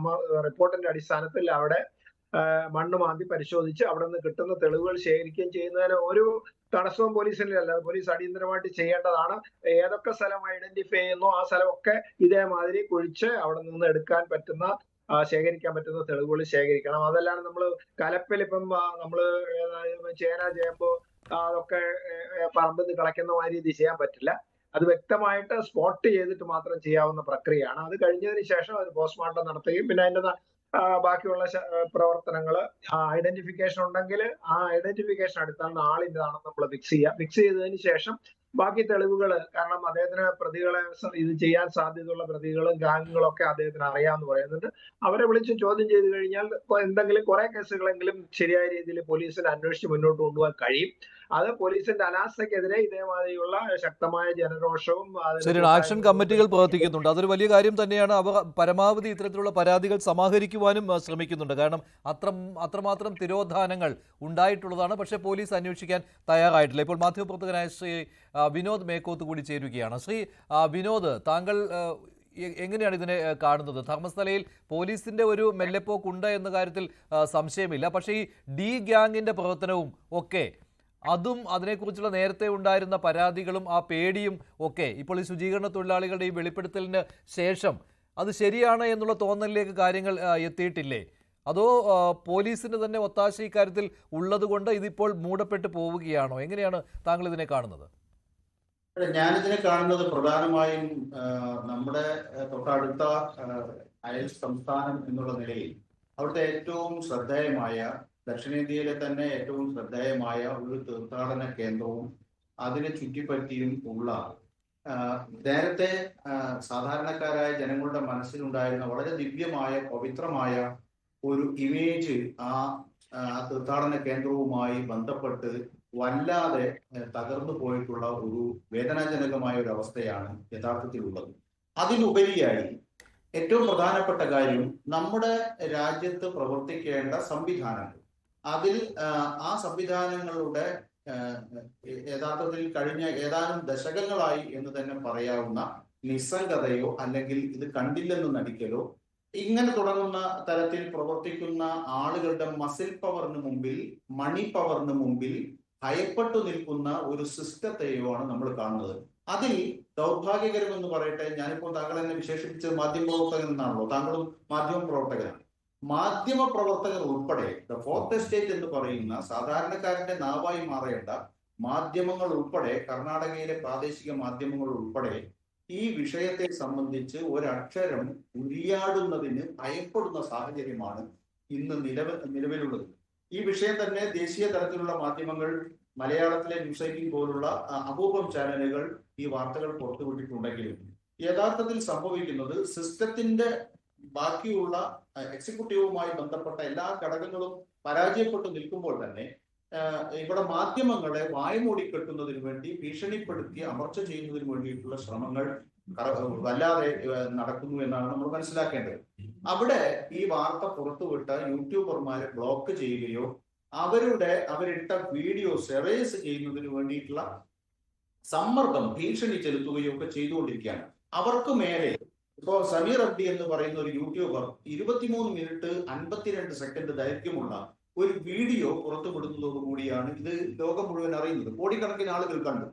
ആ വീഡിയോ നിർബന്ധിച്ച് അയാളെ കൊണ്ട് അറസ്റ്റ് ചെയ്യിക്കുന്നതിന് വേണ്ടി ഈ പറയുന്ന സംഘങ്ങൾക്ക്, ഗുണ്ടാ സംഘങ്ങൾക്ക് കഴിഞ്ഞിട്ടുണ്ട്. അത് മാത്രവുമല്ല, അയാൾക്കെതിരെ സിസ്റ്റം പ്രവർത്തിക്കുന്നില്ല എന്ന് കാണാൻ കഴിയില്ല. സിസ്റ്റം പ്രവർത്തിക്കുന്നു. എവിടെയാണ് പ്രവർത്തിക്കുന്നത്? ഈ സമീർ അബ്ദുക്കെതിരായി അവിടെ വളരെ കൃത്യമായി അയാൾ മത സ്പർദ്ധ വളർത്തിക്കൊണ്ട് കലാപത്തിന് ബോധപൂർവമല്ലാതെ ശ്രമം നടത്തി എന്നതിന്റെ പേരിൽ അദ്ദേഹത്തിനെതിരെ കേസ് ഫയൽ ചെയ്തിരിക്കുന്നു, FIR ഇട്ടിരിക്കുന്നു. അപ്പൊ സിസ്റ്റം പ്രവർത്തിക്കായികയല്ല എന്ന് നമ്മൾ മനസ്സിലാക്കുന്നു. സിസ്റ്റം തികച്ചും പക്ഷപാതപരമായി അല്ലെങ്കിൽ ഇത്തരത്തിൽ വിധേയത്വത്തോടു കൂടി ഈ പറയുന്ന മണി പവറും മസിൽ പവറും ഉള്ളവർക്ക് ചാഞ്ഞു നിന്ന് കൊടുക്കുന്ന, വിധേയപ്പെട്ട് നിൽക്കുന്ന തരത്തിൽ പ്രവർത്തിക്കുന്നു എന്നാണ് നമ്മൾ കാണേണ്ടത്. ഇത് കേവലം ദക്ഷിണ കന്നഡ ജില്ലയിലെ വൈത്തങ്കടി താലൂക്കിലെ ധർമ്മസ്ഥലയോ അതിന് ചുറ്റിപ്പറ്റിയുള്ള 4000 ഏക്കർ ഭൂമിയുടെയോ മാത്രം പ്രശ്നമല്ല. അവിടെ ഞാൻ നേരത്തെ സൂചിപ്പിച്ചു, ദക്ഷിണേന്ത്യയിലെ തന്നെ ഏറ്റവും വലിയൊരു തീർത്ഥാടന കേന്ദ്രമാണ്. പ്രധാനമായും കേരളത്തിൽ നിന്ന്, പ്രത്യേകിച്ച് പറയുകയാണെങ്കിൽ മലബാറിൽ നിന്നൊക്കെ ധാരാളം തീർത്ഥാടകർ മൂകാംബിക ഉൾപ്പെടെ, ധർമ്മസ്ഥല ഉൾപ്പെടെ, ഉടുപ്പി ഉൾപ്പെടെ പോയി ആ ക്ഷേത്രങ്ങളിലെല്ലാം സന്ദർശിച്ച് ആയിരക്കണക്കിന് ആളുകൾ ദക്ഷിണേന്ത്യൻ സംസ്ഥാനങ്ങളിൽ നിന്ന് ദിനേന എന്നോണം എത്തിച്ചേരുന്ന ഒരു സ്ഥലമാണ്. ആ തീർത്ഥാടന കേന്ദ്രത്തിന്റെ പവിത്രതയും ജനങ്ങൾ മനസ്സിൽ സൂക്ഷിക്കുന്ന അതിന്റെ ദിവ്യത്വവും ഒക്കെ നിലനിർത്തേണ്ടത് ഏത് ഭക്തന്റെയും, ഏത് ദേശീയവാദിയുടെയും, ഏത് സാധാരണക്കാരനായ മനുഷ്യന്റെയും, ഏത് പൗരന്റെയും ആവശ്യമാണ്, ഏത് വിശ്വാസിയുടെയും ആവശ്യമാണ്. അതിനാണ് യഥാർത്ഥത്തിൽ ഇവിടെ വലിയ തോതിൽ കോട്ടം വന്നിരിക്കുന്നത്. ഈ പറയുന്ന ക്ഷേത്രവുമായി അതിന്റെ മാനേജ്മെന്റുമായി ബന്ധപ്പെട്ട ആളുകൾക്ക് ഇതിൽ പങ്കുണ്ട് എന്നുള്ള തരത്തിൽ വാർത്തകൾ പ്രചരിക്കുമ്പോൾ അതിൽ വലിയ തോതിൽ ഉത്തരവാദിത്വം ആ സംസ്ഥാനം ഭരിക്കുന്ന ഭരണകൂടത്തിനുണ്ട്. ഒരു സ്പെഷ്യൽ ഇൻവെസ്റ്റിഗേഷൻ ടീം കോൺസ്റ്റിറ്റ്യൂട്ട് ചെയ്യണമെന്ന് ആവശ്യം ഉയർന്നിട്ട് അതിനെ സംബന്ധിച്ച് ഒരു തീരുമാനം ഉണ്ടാകുന്നില്ല. നമ്മൾ ഓർത്തു നോക്കണം, 3-ാം തീയതി ഈ ശുചീകരണ തൊഴിലാളി വെളിപ്പെടുത്തൽ നടത്തുന്നു, 4-ാം തീയതി FIR ഫയൽ ചെയ്തു എന്ന് പറഞ്ഞാൽ അയാൾ പറയുന്നതിൽ കാര്യമുണ്ട് എന്ന് കണ്ടിട്ടാണല്ലോ പോലീസ് FIR ഇടുന്നത്. നേരത്തെ ഇതേപോലെ അനന്യ ഭട്ടിന്റെ അമ്മ ഒരു CBI ഓഫീസിൽ വർക്ക് ചെയ്യുന്ന മിനിസ്റ്റീരിയൽ സ്റ്റാഫ് എന്ന് പറഞ്ഞാൽ സ്റ്റെനോഗ്രാഫറായി വർക്ക് ചെയ്യുന്ന അവർ ഒരു പരാതിയുമായി വൈത്തങ്ങടി പോലീസ് സ്റ്റേഷനിൽ ചെന്നപ്പോ ആ പരാതി സ്വീകരിക്കാൻ പോലും വൈമുഖ്യം കാണിച്ച ഭരണ സംവിധാനം, പോലീസ് സംവിധാനമുള്ള സംസ്ഥാനമാണ്. ആ സംസ്ഥാനത്ത് FIR രജിസ്റ്റർ ചെയ്തു 4-ാം തീയതി, ജൂലൈ 4-ാം തീയതി. പക്ഷേ 11-ാം തീയതി കോടതിയിൽ പോയി ഒരു മൊഴി കൊടുക്കേണ്ട 183 സ്റ്റേറ്റ്മെന്റ് ഫയൽ ചെയ്യേണ്ട സ്ഥിതിയിലേക്ക് ഈ പറയുന്ന ശുചീകരണ തൊഴിലാളിയായ സാക്ഷിയായി വന്ന മനുഷ്യന് പോകേണ്ടി വന്നു. അത് മാത്രമാണോ? ഇന്നിപ്പോ നമ്മൾ നിൽക്കുന്നത് 20-ാം തീയതിയോ 19-ാം തീയതിയാണ്. ഇതുവരെയും ഞാൻ കാണിച്ചു തരാം ആ മണ്ണ്, ഞാൻ കുടിച്ചിട്ട മണ്ണ് കാണിച്ചു തരാം, എനിക്ക് ചൂണ്ടിക്കാണിക്കാൻ കഴിയും ആ ഓരോ മൃതശരീരത്തെയും എവിടെയാണ് അടക്കം ചെയ്തിട്ടുള്ളത്, അത് കാണിച്ചു തരാൻ കഴിയുമെന്ന് പറഞ്ഞ് കഴിഞ്ഞ ദിവസം ആ സാക്ഷി 1 മണിക്കൂർ നേരം ആ സ്ഥലത്ത് ചെന്ന് നിന്നിട്ട് പോലും പോലീസ് ഒന്ന് നോക്കുകയോ അയാളെ കാണുകയോ അയാൾ ചൂണ്ടിക്കാണിക്കുന്നിടത്തേക്ക് പോയി ആ മൃതദേഹങ്ങൾ കുഴിച്ചെടുക്കാനുള്ള ശ്രമം നടത്തുകയോ ചെയ്തില്ല. ആ പ്രദേശം തന്നെ ഇത് നിയന്ത്രിതമായ പ്രദേശമാണ് എന്ന തരത്തിൽ പോലീസിന്റെ കസ്റ്റഡിയിലാക്കാനോ കൺട്രോളിലാക്കാനോ കഴിഞ്ഞിട്ടില്ല. ആ രീതിയിലാണ് കാര്യങ്ങൾ പോകുന്നത്. ആ മനുഷ്യൻ കോടതിയിൽ പറഞ്ഞു, എനിക്ക് സുരക്ഷിതത്വം വേണം, എന്റെ ഏത് സമയവും ഇല്ലാതാക്കാനുള്ള ശ്രമം നടക്കും, അതുകൊണ്ട് തന്നെ എനിക്ക് സുരക്ഷിതത്വം ആവശ്യമാണ് എന്ന് കോടതിയോട് പറയുകയും കോടതി അത് അനുവദിക്കുകയും പോലീസിനോട് സുരക്ഷിതത്വം അയാൾക്ക് പ്രൊട്ടക്ഷൻ കൊടുക്കണമെന്ന് ആവശ്യപ്പെടുകയും ചെയ്തിട്ട് ഒടുവിൽ ഇന്നലെ മിനിയാന്ന് അവിടുത്തെ SP പോലീസ് ഉദ്യോഗസ്ഥർ കൈമലർത്തുകയാണ്. അയാളെ ഞങ്ങൾക്ക് കണ്ടെത്താൻ കഴിഞ്ഞിട്ടില്ല, അയാളെ ഞങ്ങൾക്ക് അതുകൊണ്ട് തന്നെ സുരക്ഷ കൊടുക്കാൻ കഴിയില്ല എന്ന രീതിയിലൊക്കെയാണ് പോകുന്നത്. ഈ പറയുന്ന ആക്ഷൻ കമ്മിറ്റി ജനങ്ങളുടെ പ്രതിഷേധം വൈകിയാണെങ്കിലും ഉയർന്നു വന്നിട്ടുള്ള ജനരോഷം അല്ലെങ്കിൽ ജനങ്ങളുടെ ഒരു പ്രതികരണ ശേഷി, അതിന്റെ ശക്തമായ പിന്തുണ ഉണ്ടായിരുന്നില്ലെങ്കിൽ ഈ പറയുന്ന കേസിനെ സഹായിക്കുന്ന തരത്തിൽ അഭിഭാഷകരുടെ ഒരു സമൂഹം ഇതിന് പിന്നാലെ ഉണ്ടായിരുന്നില്ലെങ്കിൽ എന്താകുമായിരുന്നു സ്ഥിതി? ശരിയാണ്, സംശയമില്ലാത്ത കാര്യമാണ്. ഇത് എങ്ങും എത്തുമായിരുന്നില്ല, ഇത്രയും പോലും എത്തുമായിരുന്നില്ല. ഇപ്പോൾ ആ ദൃശ്യങ്ങൾ കണ്ടതാണ് ആ സ്ഥലത്തിന്റെ ഒരു ദുരൂഹത. അവിടെയാണ് ഈ കൊലപാതകങ്ങൾ നടന്നിട്ടുണ്ട് എന്ന് ഈ സാക്ഷിമൊഴി വന്നിട്ടുള്ളത്. ഒരു തലയോട്ടി കണ്ടെടുത്തിരുന്നു, അതിന്റെ ദൃശ്യമാണ് കണ്ടത്. ബൈജു, ഈ സാക്ഷിയെ, ഈ ശുചീകരണ തൊഴിലാളിയെ ആ സ്ഥലത്ത് കൊണ്ടുവന്നപ്പോൾ ബൈജു ഉണ്ടായിരുന്നതാണല്ലോ. അന്ന് ദിവസം മുഴുവൻ കാത്തു നിൽക്കേണ്ടി വന്നു. എന്തായിരുന്നു ആ സമയത്തെ തടസ്സങ്ങൾ? പോലീസ് എന്താണ് പറയുന്നത്? ഇദ്ദേഹത്തിന് സുരക്ഷ നൽകുവാൻ ബുദ്ധിമുട്ടാണ്, അതുകൊണ്ട് ഇങ്ങനെയുള്ള പരിശോധന ബുദ്ധിമുട്ടാണ്, ആ രീതിയിൽ പറഞ്ഞു ഒഴിയുകയാണോ പോലീസ് ചെയ്തുകൊണ്ടിരുന്നത്?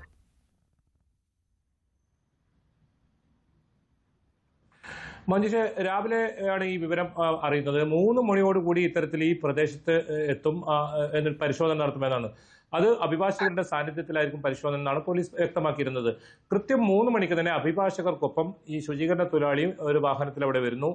പക്ഷേ 1 മണിക്കൂർ നേരം കാത്തുനിന്നിട്ടും പോലീസ് യാതൊരു വിധത്തിൽ അവിടെ എത്തുന്നില്ല. പോലീസിന്റെ ഭാഗത്തുനിന്ന് ഒരു മറുപടി ലഭിക്കുന്നില്ല. ഏറ്റവും ഒടുവിൽ പോലീസ് അന്ന് വൈകിട്ട് ഇറക്കിയ വാർത്താക്കുറിപ്പ് അതിൽ പറഞ്ഞത് ശുചീകരണ തൊഴിലാളിയെ കാണാനില്ല, അദ്ദേഹവുമായി സംസാരിക്കാൻ ഞങ്ങൾക്ക് കഴിഞ്ഞിട്ടില്ല, അതുകൊണ്ടാണ് ഇത്തരത്തിലുള്ള പരിശോധന നടക്കാത്തതാണ്. പക്ഷേ ആ സ്പെഷ്യൽ സമയത്ത് ബ്രാഞ്ചിന്റെ ഉദ്യോഗസ്ഥർ ആ സമയം അവിടെ ഉണ്ടായിരുന്നു. കാറിലായിരുന്നു ശുചീകരണ തൊഴിലാളി.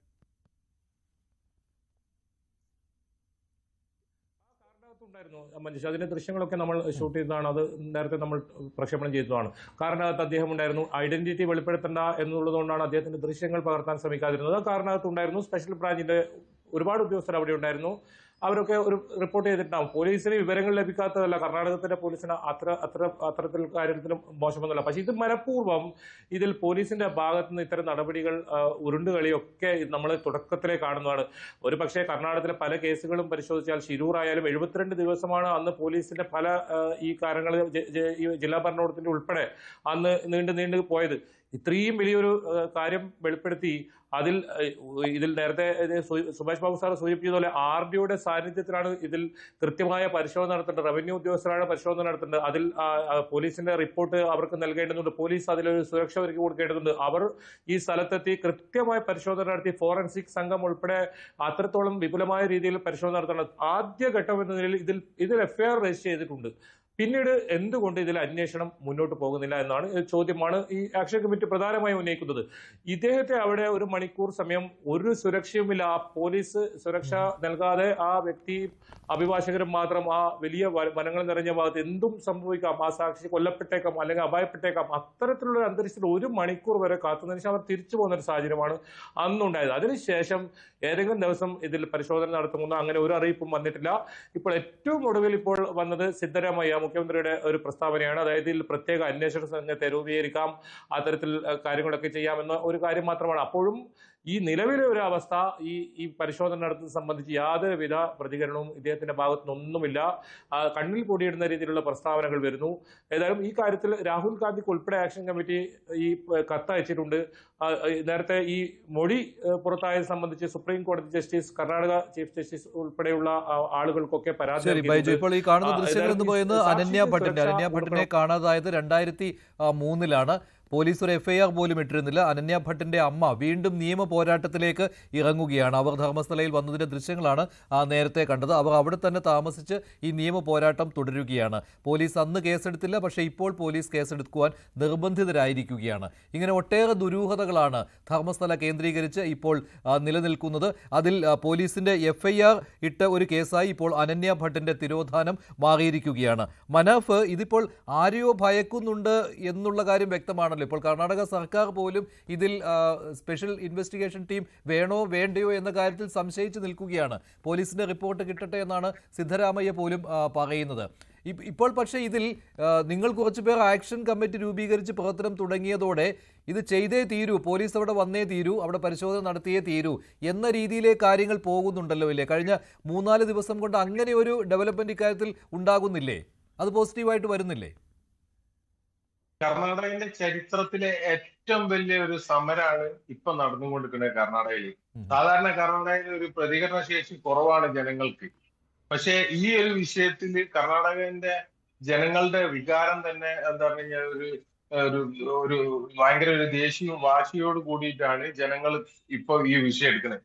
കർണാടകയിലെ ഏത് യൂട്യൂബറും ഈ ഒരു വീഡിയോ ചെയ്യുകയാണെന്നുണ്ടെങ്കിൽ ഒരു 3-4 മണിക്കൂർ കൊണ്ട് 1 മില്യൺ വ്യൂ ആണ് അതിൽ കിട്ടുന്നത്. അതിന്റെ അർത്ഥം കർണാടകയിലെ മൊത്തം ജനങ്ങൾ ഇത് ഉറ്റുനോക്കിക്കൊണ്ടിരിക്കുകയാണ്. അവർക്ക് അമർഷവും ദേഷ്യവും ഉണ്ട്. അത് അണപൊട്ടി ഒഴുകാൻ അധികം നാളില്ല. അത് ഗവൺമെന്റിനും നന്നായിട്ട് അറിയാം. അതിന് എന്തായാലും അതിന്റെ കൂടെ ഈ ഇന്ത്യയിലെ എല്ലാ ജനങ്ങളും നിൽക്കണമെന്ന് ഈ ഒരു കേസിലെ പ്രധാനപ്പെട്ട വക്കീൽ തന്നെ റിക്വസ്റ്റ് ചെയ്തതാണ്. അത് പ്രകാരമാണ് നമ്മൾ കേരള ഗവൺമെന്റിനോട് ഈ വിഷയത്തിൽ ഇടപെടാൻ റിക്വസ്റ്റ് ചെയ്തുകൊണ്ടിരിക്കുന്നത്. മുഹമ്മദ് റിയാസായിട്ട് ഞാൻ റിക്വസ്റ്റ് ചെയ്തിരുന്നു ഈ വിഷയത്തിലേക്ക് മുഹമ്മദ് റിയാസ് ഇറങ്ങണം എന്നുള്ളത്. കാരണം എന്താ പറഞ്ഞാൽ ഭരിക്കുന്ന പാർട്ടിന്റെ ഒരു മന്ത്രി എന്നുള്ള നിലയ്ക്ക് അത് മാത്രമല്ല, ഇതിലേക്ക് ഇറങ്ങാനുള്ള ഒരു ചെറിയ തടസ്സം എന്ന് പറയുന്നത് മലയാളികൾ ഇതിൽ ഉൾപ്പെട്ടിട്ടില്ല എന്നുള്ള ഒരു ചെറിയ വാദമാണ്. തീർച്ചയായിട്ടും അത് ഈ ഒരു 2-3 ദിവസം കൊണ്ട് മലയാളികൾ ഇതിൽ ഉൾപ്പെട്ടിട്ടുണ്ടെന്ന് നമുക്ക് തെളിയിക്കാനും കഴിയും. ഈ അല്ല, ഉണ്ടല്ലോ, ആളുകൾ ഉണ്ട് എന്നുള്ള കാര്യം വാസ്തവമാണല്ലോ മനാഫ്. നേരത്തെ അതെ ബൈജു അതെ അതെ പേരുകളും പറഞ്ഞല്ലോ, പത്മലതയൊക്കെ ഉൾപ്പെട്ടതാണല്ലോ. അവരവിടെയായിരുന്നു താമസിച്ചിരുന്നത് എങ്കിൽ പോലും.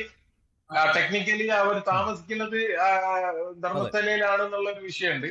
അതല്ലാതെ ഈ കേരളത്തിലെ മറ്റെന്താ പറയാ മലയാളികളായിട്ട് മറ്റു പലരും ഉൾപ്പെട്ടിട്ടുണ്ട്. അതെന്തായാലും തീർച്ചയായിട്ടും വരും. സാർ, ഞാൻ ചോദിക്കുന്നത്, ഇത് ഒരു ഇന്ത്യ 76 കൊല്ലം ഇന്ത്യക്ക് സ്വാതന്ത്ര്യം കിട്ടിയിട്ട് ഇത്രയും ഡെവലപ്പായ നമ്മളെ ഇന്ത്യ, ഈ ഇന്ത്യ രാജ്യത്ത് ഇതിനും വേണ്ടിയിട്ട് സ്വാതന്ത്ര്യം കിട്ടാൻ വേണ്ടിയിട്ട് ഒരുപാട് ആളുകൾ ജീവത്യാഗം ചെയ്ത ഒരു രാജ്യമാണിത്.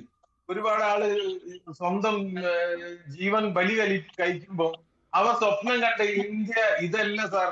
ഈ ഈ ഇന്ത്യയിലല്ല. അവൻ എന്താ പറയാ, എന്റെ ജീവൻ പോയാലും വേണ്ടിയില്ല, ഞാൻ ഞാൻ എന്റെ ജീവൻ ത്യജിച്ചാലും ഇന്ത്യ ഈ വരും തലമുറക്ക് ഒരു സുഖ സൗകര്യത്തോടു കൂടി സമാധാനത്തോടു കൂടി ജീവിക്കാൻ കഴിയുന്ന ഒരു ഇന്ത്യ സ്വപ്നം കണ്ടിട്ടാണ് പലരും ജീവത്യാഗം ചെയ്തത്. പക്ഷെ ഇപ്പോഴും ഇവിടെ എന്താ സംഭവിച്ചുകൊണ്ടിരിക്കുന്നത്? ഇവിടെ പല ആളുകൾക്കും നീതി ലഭിക്കുന്നില്ല. ഈ ഒരു വിഷയത്തിൽ തന്നെ ഇന്നത്തേക്ക് 16 ദിവസമായി കോടതി ഉത്തരവിട്ടിട്ട് ഈ ഒരു പോലീസ് സംവിധാനം ഉണർന്ന് പ്രവർത്തിക്കുന്നില്ല ഇതുവരെയായിട്ടും. കോടതി ഉത്തരവുണ്ടായിട്ടും ഈ ഭീമ എന്ന് പറഞ്ഞ ഈ ശുചീകരണ തൊഴിലാളി, അദ്ദേഹത്തിന്റെ സുരക്ഷ പോലും യാതൊരു തരത്തിലുള്ള സുരക്ഷയില്ല. കഴിഞ്ഞ ദിവസം അദ്ദേഹം ഈ സ്പോട്ടിൽ വന്ന സമയത്ത് ഒരു പോലീസുകാരൻ, ഒരു പേരിന് പോലും ഒരു പോലീസുകാരനില്ല. ഇതുപോലെ തന്നെ ഇതിനു വേണ്ടിയിട്ട് പ്രവർത്തിക്കുന്ന എന്നെ പോലുള്ള ആളുകൾ ഏത് നിമിഷം മരിക്കുക എന്നുള്ള അറിയില്ല. പക്ഷെ എന്താ പറഞ്ഞു കഴിഞ്ഞാല് മരണം വരെ നമ്മളെ പോലത്തെ ആളുകൾ ഇതിനെതിരെ ശബ്ദം ഉയർത്തും, ഇതിനെതിരെ പോരാടും. ഇതിനു വേണ്ടിയിട്ട് മരിക്കാനും ഒരു പ്രശ്നമില്ല. അപ്പൊ ഞാൻ പറഞ്ഞു വരുന്നത് എന്താ പറഞ്ഞു കഴിഞ്ഞാൽ, ഒരുപാട് അമ്മമാരുടെ കണ്ണീര് വീണ ഒരു സ്ഥലത്ത് എന്തുകൊണ്ട് മണ്ണ് വാന്തി കുഴിച്ചു നോക്കിക്കൂടാ? ആരാണ് കുറ്റക്കാരൻ എന്നുള്ളത് പിന്നീട് നമുക്ക് തീരുമാനിക്കാം. ആദ്യം വേണ്ടത് ഈ അമ്മമാർക്ക്. ഇപ്പൊ അനന്യ ഭട്ടിന്റെ അമ്മന്റെ ആവശ്യം എന്താണ്? എന്റെ മകളുടെ അന്ത്യസംസ്കാരം ചെയ്യാൻ വേണ്ടിയിട്ട് അവശിഷ്ടങ്ങൾ എന്തെങ്കിലും എന്നാണ് പറയുന്നത്. അതെടുത്ത് കൊടുക്കേണ്ട ഉത്തരവാദിത്വം ഈ ഇവിടെയുള്ള പൊതുസമൂഹത്തിനുണ്ട്. മലയാളികൾ ഇതിൽ സത്യമായിട്ട് ഉണർന്ന് പ്രവർത്തിക്കേണ്ടതുണ്ട്. ഇനിയും ഒരുപാട് മലയാളികൾ മിണ്ടാതെ നിൽക്കുന്നുണ്ട്. ഇതിന്റെ പിന്നിൽ നിൽക്കുന്ന പല മലയാളികൾക്കും, കാസർഗോഡുള്ള ഒരു മനുഷ്യർ, ഒരു കൂട്ടത്തിന് ഏതോ ഇവരുടെ തന്നെ ബാങ്കിന്റെ ഒരു ചൊറുണ്ട്. അവരിന്നും പോലീസ് സ്റ്റേഷനിൽ കയറി ഇറങ്ങാണ്. ഇതിന്റെ പിന്നിൽ നിൽക്കുന്ന ആളുകളെയൊക്കെ വേട്ടയാടിക്കൊണ്ടിരിക്കുകയാണ്. ഇനിയെങ്കിലും ഈ കേരളത്തിലുള്ള ജനങ്ങൾ ഉണരുക, ഗവൺമെന്റ് ഉണരുക, ഇതിനെതിരെ പോരാടുക. ഇത് ഒരു അമ്പലത്തിന്റെ വിഷയമല്ല. ഇത് ഒരുപാട് ആയിരക്കണക്കിന് എത്ര ആളുകൾ ഈ ശുചീകരണ തൊഴിലാളി പറയുന്നുണ്ട് അവിടെ ഉണ്ട് എന്നുള്ളത്. അത് കണ്ടെത്തേണ്ടത് ഒരു സ്വതന്ത്ര ഇന്ത്യ 76 കൊല്ലം. ശരി മനാഫ്. ബൈജു ഒരു സംശയം കൂടി. ഇതിൽ ധർമ്മസ്ഥലയിൽ വന്നുപോയ ആളുകളും ഒപ്പം ധർമ്മസ്ഥലയിൽ താമസിച്ചിരുന്നവരും രണ്ടുപേരും ഈ കാണാതായവരിൽ ഉൾപ്പെടുന്നുണ്ടല്ലോ, അല്ലേ? അപ്പോൾ ആ രീതിയിലുള്ള പരാതികൾ ചെന്നിട്ട് ഇപ്പോൾ വെളിയിൽ നിന്ന് വന്ന് കാണാതായ ആളുകളെ കുറിച്ചുള്ള പരാതികളും സ്വീകരിക്കാൻ തയ്യാറാകാതിരുന്ന പോലീസ് അവിടെ താമസിക്കുന്ന ആളുകളെ കുറിച്ചുള്ള, അവരെ കാണാതായതിനെയും കുറിച്ചുള്ള പരാതികൾ അതിലും ഇടപെട്ടിരുന്നില്ലേ? പക്ഷേ ഏതാനും കേസുകൾ അങ്ങനെ അന്വേഷിക്കുകയും തെളിവില്ലാതെ വിടുകയും ചെയ്തിട്ടുണ്ടല്ലോ, അല്ലേ? അങ്ങനെയല്ലേ യഥാർത്ഥത്തിലുള്ള ചിത്രം?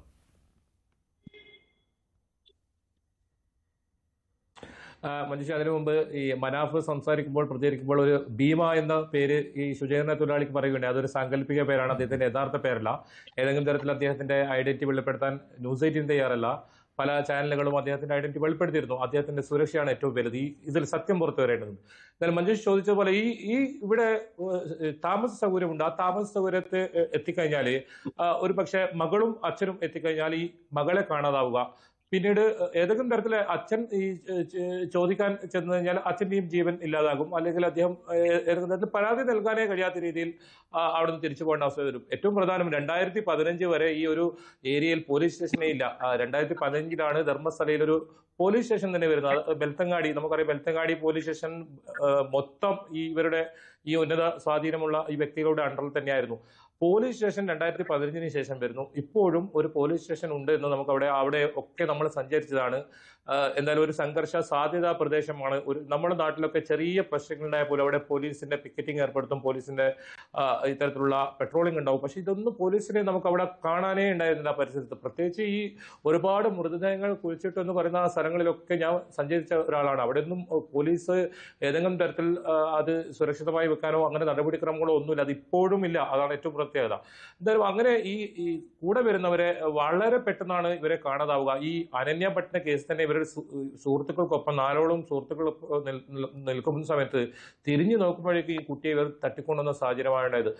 അതേ ഓരോ കേസും ഈ സൗജന്യവും അതുപോലെ തന്നെ സ്കൂൾ യൂണിഫോം സ്കൂൾ വിട്ട് 4:30 കൂടി ആണ് ഇവരെ കാണാതാവുന്നത്. സ്കൂൾ വിട്ട് വീട്ടിലേക്ക് പോകുന്ന സമയത്ത് സ്കൂൾ ബാഗ്, സ്കൂൾ യൂണിഫോമോട് കൂടിയാണ് അവരെ അവിടെ നിന്നും കാണാതാവുന്നത്. അത് ബസ് സ്റ്റോപ്പിൽ സമീപത്ത് നിന്നാണ് അവരെ തട്ടിക്കൊണ്ടുവന്ന ഒരു സാഹചര്യം ഉണ്ടായത്. പിന്നീട് പിറ്റേ ദിവസം ആ ഒരു കുറ്റിക്കാട്ടിൽ ആ യൂണിഫോമിന്റെ ഒരു ഭാഗവും അതുപോലെ തന്നെ സ്കൂൾ ബാഗും ഒക്കെ അവിടെ ഉണ്ടായിരുന്നു. അതേ രീതിയിൽ ഓരോ കേസുകൾ പരിശോധിച്ചു കഴിഞ്ഞാലും അതിന്റെ സ്വഭാവങ്ങൾ ഈ രീതിയിലാണ്. ഒരു കൃത്യമായ ഒരു പാറ്റേൺ ആണ്. ഓരോ കൃത്യമായ സംഘങ്ങൾ ഇതിന് പിന്നിൽ പ്രവർത്തിച്ചിട്ടുണ്ട്. ആ സംഘങ്ങൾ പലരും ഇപ്പോഴും അവിടെ ഉണ്ടെന്നതിന് തെളിവാണ്. നമ്മൾക്ക് തന്നെ അവിടെ ദൃശ്യങ്ങൾ നമ്മുടെ ഇപ്പോഴും നമുക്ക് അവിടെ എത്തിപ്പെടാൻ കഴിയാത്ത പല മേഖലകളുണ്ട്. അവിടെ പോയാൽ ആക്രമിക്കുന്നുള്ള കാര്യത്തിൽ യാതൊരു സംശയവുമില്ല. കഴിഞ്ഞ ദിവസം ഒരു യൂട്യൂബർ ഗിരീഷ് എന്ന് പറഞ്ഞ യൂട്യൂബറെ ക്രൂരമായി മർദ്ദിക്കുന്ന സാഹചര്യം അവിടെ ഉണ്ടായിരുന്നു. ആ ഒരു സ്ഥലം. എന്തായാലും ഒരുപാട് ആളുകൾ നമ്മളെ വിളിക്കുന്നുണ്ട്. ഇപ്പോൾ കാസർഗോഡ് തന്നെ ഒരു കേസ് നമ്മളെ ശ്രദ്ധയിൽപ്പെട്ടിട്ടുണ്ട്. അതായത് ഭർത്താവിനെ അവിടെ ജോലി ചെയ്യുന്ന ഭർത്താവിനെ കൊലപ്പെടുത്തിയൊരു കേസ്. ഒരു ഭാര്യ റിട്ടയർഡ് ടീച്ചറാണ്. പക്ഷെ അവരിപ്പോൾ ഇതുവരെ ഈ കാര്യം പുറത്തു പറയാൻ അവർ തയ്യാറായിട്ടില്ല. അവരുടെ മക്കളുണ്ട്, ഭാവിയിൽ പ്രശ്നങ്ങൾ ഉണ്ടാവുമെന്ന് കരുതി അവരിപ്പോഴും അത് ക്യാമറയ്ക്ക് മുന്നിൽ പറയാൻ തയ്യാറായിട്ടില്ല. പക്ഷെ അവർ ഭർത്താവിനെ ക്രൂരമായി കൊലപ്പെടുത്തുന്ന സാഹചര്യമാണ് ഉണ്ടായത്. മറ്റൊരാളെ 4 ദിവസത്തോളം ഈ ലോഡ്ജിൽ, ഇപ്പോൾ മഞ്ജുഷ് സൂചിപ്പിച്ച ലോഡ്ജിൽ 4 ദിവസത്തോളം ഒരു ജയിലറി ഉണ്ടെന്നാണ് അദ്ദേഹം പറയുന്നത്. അദ്ദേഹത്തിന്റെ ഏതായാലും നമ്മൾ ഇത് കാര്യങ്ങൾ പുറത്തു കൊണ്ടുവരാൻ നമുക്ക് സാധിക്കും. അദ്ദേഹം നമ്മളോട് തുറന്ന് പറയാമെന്ന് പറഞ്ഞിട്ടുണ്ട്. ആ 4 ദിവസമുള്ള അവിടെ അദ്ദേഹത്തെ ക്രൂരമായി മർദ്ദിക്കുന്ന സാഹചര്യമാണ്. അത് ആളും മാറിയാണ് ഇദ്ദേഹത്തെ കൊണ്ടുവന്നാണ് പറയുന്നത്. പിന്നീട് 4 ദിവസം കഴിഞ്ഞ് പുറത്ത് വിടുകയായിരുന്നു. ഇങ്ങനെ ഓരോ ആളുകളും നമ്മോട് പങ്കുവെക്കുന്ന കാര്യങ്ങൾ ഞെട്ടിപ്പിക്കുന്നതാണ്. നമ്മൾ കേട്ടുകേൾവി പോലും ഇല്ലാത്ത തരത്തിലുള്ള കാര്യങ്ങളാണ്. പ്രാകൃതമായ രീതിയിലുള്ള കാര്യങ്ങളാണ്. മാത്രമല്ല പോലീസ് സ്റ്റേഷൻ പോലും അവിടെ അടുത്ത കാലത്താണ് വന്നത്. ശ്രീ സുഭാഷ് ബാബു, മറ്റൊരു കാര്യം ഇപ്പോൾ ബൈജു പറയുന്നത് ശ്രദ്ധിച്ചുവല്ലോ താങ്കൾ. അതിനകത്ത് പറയുന്ന ഈ ഒരു വെളിപ്പെടുത്തൽ വന്നതിന് ശേഷവും ആ സ്ഥലം അവിടെ ആവശ്യമായ ബന്ദോബസ്ത് ഏർപ്പെടുത്തുവാനായിട്ട് പോലീസിന് ഇതുവരെ കഴിഞ്ഞിട്ടില്ല എന്നാണ്. അതുമാത്രമല്ല ഈ സാക്ഷിയെ കൊല്ലിക്കാൻ വിടുന്ന രീതിയിലുള്ള പ്രവർത്തനമല്ലേ പോലീസിന്റെ ഭാഗത്തു നിന്നുണ്ടാകുന്നത്. ഒരു സുരക്ഷയും നൽകുന്നില്ല. കോടതി കൃത്യമായ നിർദ്ദേശം നൽകിയതാണല്ലോ. അല്ല, അത് പോലീസിനെ സംബന്ധിച്ചോളം ഇങ്ങനെ ഒരു സംശയാസ്പദമായ സാഹചര്യത്തില് ശരീരങ്ങൾ മറവ് ചെയ്തിട്ടുണ്ട്, അത് കൊലപാതകമാണെന്നൊക്കെ പറയുന്നത് അതോടുകൂടിയിട്ട് തന്നെ പോലീസ് ആ സ്ഥലം പിന്നെ ഗാർഡ് ചെയ്യേണ്ടതാണ്. അവിടെ നിർബന്ധമായിട്ട് പോലീസ് ഉദ്യോഗസ്ഥന്റെ 24 മണിക്കൂറേയും അവിടെ സാന്നിധ്യം ഉണ്ടാവണം. അവിടെ മറ്റാളുകളെ കടത്തി വിടാതിരിക്കാൻ വേണ്ടിയിട്ട് അതിന് അവിടെ ഒരു സെക്യൂരിറ്റി സോൺ ഉണ്ടാക്കിയിട്ട് അത് കോഡൺ ചെയ്യുക എന്നാണ് നമ്മൾ പറയാ. ആ കോഡൺ ചെയ്ത് വെച്ച് കഴിഞ്ഞ് അതിനുള്ളിലെ കാര്യം പ്രവേശിപ്പിക്കാതിരിക്കാനുള്ള സംവിധാനം ഉണ്ടാക്കണം. അത് ഇതുവരെ ഉണ്ടാക്കിയിട്ടില്ല എന്ന് പലപ്പോഴും പല ചാനലിലും ഞാൻ കേൾക്കുകയും ചെയ്തു. അത് ഒരിക്കലും സ്വീകാര്യമായത് ന്യായീകരിക്കാവുന്ന പ്രവൃത്തിയല്ല പോലീസിന്റെ ഭാഗത്തു നിന്നുള്ളത്. പിന്നെ രണ്ടാമത് ഈ സാക്ഷികളെ സംബന്ധിച്ച് എല്ലാവരും ഇങ്ങനെ പറയുന്നു. അതിന്റെ പ്രശ്നം ഇവിടെ വരുന്നില്ല. കാരണം എന്താ പറയുക, പോലീസിനെ സംബന്ധിച്ചിടത്തോളം ഒരു വിറ്റ്നസ് പ്രൊട്ടക്ഷൻ എന്ന് പറയുന്നത് പുതിയ നിയമത്തിനകത്തിന്റെ ഭാഗത്ത് കഴിഞ്ഞ നേരത്തെ CRPC പോലും ഇപ്പോഴത്തെ BNSS-ലും 398 BNSS-ലും 398 എന്ന് പറയുന്ന വകുപ്പ് പ്രകാരം സാക്ഷികൾക്ക് സംരക്ഷണം കൊടുക്കുക എന്ന് പറയുന്നത് അന്വേഷണ ഉദ്യോഗസ്ഥന്മാർ അന്വേഷണ അവസ്ഥ മുതൽ ട്രയൽ തീരുന്നത് വരെയുള്ള ഉത്തരവാദിത്വം പോലീസിനും കോടതിക്കും ഉണ്ട്.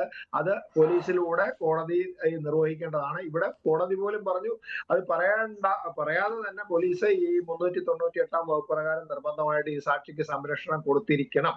ഇവിടെ എനിക്ക് തോന്നുന്ന പ്രധാന പ്രശ്നം, ഞാൻ പോലീസുമായിട്ട് ഇതിനെ സംബന്ധിച്ചൊരു ഇവര് തമ്മിലൊരു വകുപ്പ് ഇളമ തർക്കം ഉണ്ടെന്നാണ് എനിക്ക് തോന്നിയത്. കാരണം ഈ സാക്ഷി എന്ന് പറയുന്ന ഇപ്പൊ ഈ ശുചീകരണ തൊഴിലാളിയെ പോലീസിന്റെ നിയന്ത്രണത്തിലേക്ക് വിട്ടുകൊടുക്കാത്തത് കൊണ്ടാണ് പോലീസ് ഇത് ചെയ്യാത്തതെന്നാണ് ഞാൻ മനസ്സിലാക്കുന്നത്. കാരണം അവര് അദ്ദേഹത്തിനെ ചോദ്യം ചെയ്ത് അദ്ദേഹത്തിന്റെ സഹായത്തോടു കൂടിയിട്ട് ഈ സ്ഥലം കൊണ്ടുവന്ന് കാണിക്കുകയും ചെയ്യണം. അതിന് അദ്ദേഹത്തെ മറ്റു ചില നിയന്ത്രണങ്ങളുടെ വലയത്തിലാക്കി എന്നുള്ളതാണ് ഇവിടുത്തെ ഒരു സൗന്ദര്യപ്പണക്കം എന്ന് എനിക്ക് തോന്നുന്നു. അല്ലെ പോലീസ് അങ്ങനെ ചെയ്യാനുള്ള സാധ്യത ഞാൻ കാണുന്നില്ല. ചെയ്തത് ശരിയല്ല എന്നുള്ളതാണ് എന്റെ അഭിപ്രായം.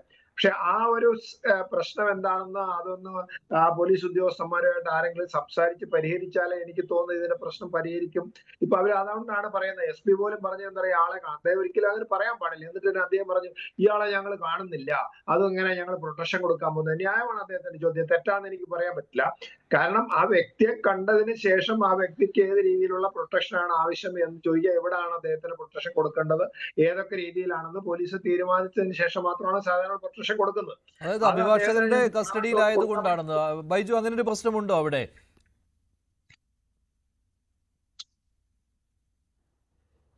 മഞ്ജുഷ, ഇതിൽ ഏറ്റവും പ്രധാനം ഈ പോലീസ് പറയുന്ന, അദ്ദേഹം പറഞ്ഞ പോലെ തന്നെയാണ്. പോലീസ് പറയുന്നത് ഈ സാക്ഷിയെ കാണാനില്ല, നമുക്ക് സുരക്ഷ കൊടുക്കാൻ. ഈ അഭിഭാഷകർ പുറത്തിറക്കിയ വാർത്താക്കുറിപ്പിൽ അത് കൃത്യമായി പറയുന്നുണ്ട്. പോലീസ് ഓരോ ദിവസവും ഇവരെ വിളിക്കുന്നുണ്ട്. വിളിച്ചിട്ട് ഇവരോട് പ്രധാനമായും ചോദിക്കുന്നത് എവിടെയാണ് മൃതദേഹങ്ങൾ നിങ്ങൾ കുഴിച്ചിട്ട്, അത് നമ്മോട് പറ.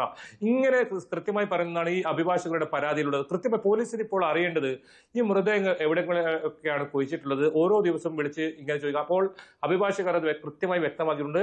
അത് നേരിട്ട് വന്ന് കൃത്യമായ സ്ഥലം കാട്ടിത്തരാം, നമ്മുടെ അഭിഭാഷകരുടെ സാന്നിധ്യത്തിൽ, ഒപ്പം ഫോറൻസിക് ഉൾപ്പെടെയുള്ള RD ഉൾപ്പെടെയുള്ള സംവിധാനങ്ങളോട് നമ്മൾ കാട്ടിത്തരാമെന്നാണ് ഇവർ പറയുന്നത്. സുരക്ഷയ്ക്ക് അപ്പുറം ഈ സ്ഥലം വളരെ പെട്ടെന്ന് പരിശോധിച്ച്, കാരണം ഈ ശുചീകരണ തൊഴിലാളി പ്രധാനമായും പറയുന്നത് തന്റെ ജീവൻ അപകടമാവും, അത് പ്രശ്നമല്ല, പക്ഷേ ഈ സത്യങ്ങൾ പുറത്തു വരണം. അവിടെ കുഴിച്ചിട്ട മൃതദേഹങ്ങൾ അതെനിക്ക് കൃത്യമായി അറിയാം, ആ സ്ഥലം കൃത്യമായി കാണിച്ചു തരാമെന്നാണ് അദ്ദേഹം പറയുന്നത്. ഈ പോലീസിന് ഇനി സുരക്ഷ കൊടുത്തില്ലെങ്കിലും എന്തുകൊണ്ട് പോലീസ് ഇദ്ദേഹവുമായി നിരന്തരം ബന്ധപ്പെടുമ്പോഴും ആ സ്ഥലത്ത് നേരിട്ട് അദ്ദേഹത്തെ കൂട്ടിക്കൊണ്ടുപോയി ഈ മൃതദേഹങ്ങൾ പരിശോധന നടത്താൻ, അല്ലെങ്കിൽ ഈ സ്ഥലം പരിശോധന നടത്താൻ തയ്യാറാവാത്തത്? ഇവർ കൃത്യമായി പറയുന്നുണ്ട്, അത് ഓരോ ദിവസവും ഇവർ ഫോണിലൂടെ വിളിക്കുന്നുണ്ട്. വിളിച്ചപ്പോൾ ആ പരാതിയിൽ അത് കൃത്യമായി കാണാം മഞ്ജുഷ.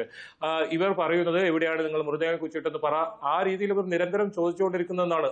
അതും ഇവർ സുപ്രീം കോടതി ചീഫ് ജസ്റ്റിസിന് ഉൾപ്പെടെ അയച്ച പരാതിയിൽ അത് അഭിഭാഷകർ അത് കൃത്യമായി അത് വ്യക്തമാക്കിയിട്ടുണ്ട്. ഇത്തരത്തിൽ പോലീസിന്റെ ഭാഗത്തുനിന്നുള്ള ഈ ഇടപെടൽ അത് സംശയമുണ്ട്. അതുകൊണ്ട് സാക്ഷിയെ പൂർണ്ണമായും ഏതെങ്കിലും തരത്തിൽ പോലീസിനെ ഏൽപ്പിക്കാൻ ഇവർ തയ്യാറല്ല. കാരണം ഏക സാക്ഷിയാണ് ഈ കേസിൽ. അദ്ദേഹത്തിന് എന്തെങ്കിലും സംഭവിച്ചു കഴിഞ്ഞാൽ ഒരു പക്ഷേ ഒരു പോലീസുകാരനെ സസ്പെൻഷനോ അല്ലെങ്കിൽ മറ്റു നടപടികൾ വരെയായിരിക്കും. അതൊക്കെ താങ്ങാൻ കഴിയുന്ന വലിയൊരു ശക്തി ഇതിന് പുറകിലുണ്ടെന്ന കാര്യത്തിൽ ഒരു സംശയവുമില്ല.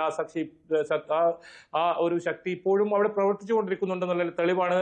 ഇപ്പോഴും മാധ്യമ പ്രവർത്തനം പോലും നടത്താൻ കഴിയാത്ത ഒരു സ്ഥലമുണ്ടെങ്കിൽ അത് ധർമ്മസ്ഥലയിലെ പല ഭാഗങ്ങളിലുമുണ്ട്. അത് തീർച്ചയാണ് അവിടെ ഒരു വലിയ സംഘം അത്തരത്തിൽ വരുന്ന ആളുകളെ ആക്രമിക്കാനും അത് വാർത്ത നൽകാതിരിക്കാനുമുള്ള. അതായത് ബൈജു, ഇനി അങ്ങോട്ട് ഏറ്റവും ബുദ്ധിമുട്ടുള്ള ഒരു സമയമാണ്. ഈ ബൈജു എന്തായാലും ധർമ്മസ്ഥലയിലേക്ക് പോകും. ധർമ്മസ്ഥലയിൽ കാര്യങ്ങൾ അത്ര സുരക്ഷിതമല്ല എന്ന കാര്യം വ്യക്തമാണല്ലോ. ഇത്രയും രഹസ്യങ്ങൾ പുറത്തുവിട്ടത് ബൈജുവാണ്.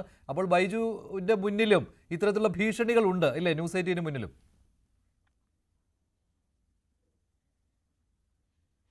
തീർച്ചയായും ഭീഷണി പലതരത്തിൽ നമുക്ക് വരുന്നുണ്ട്.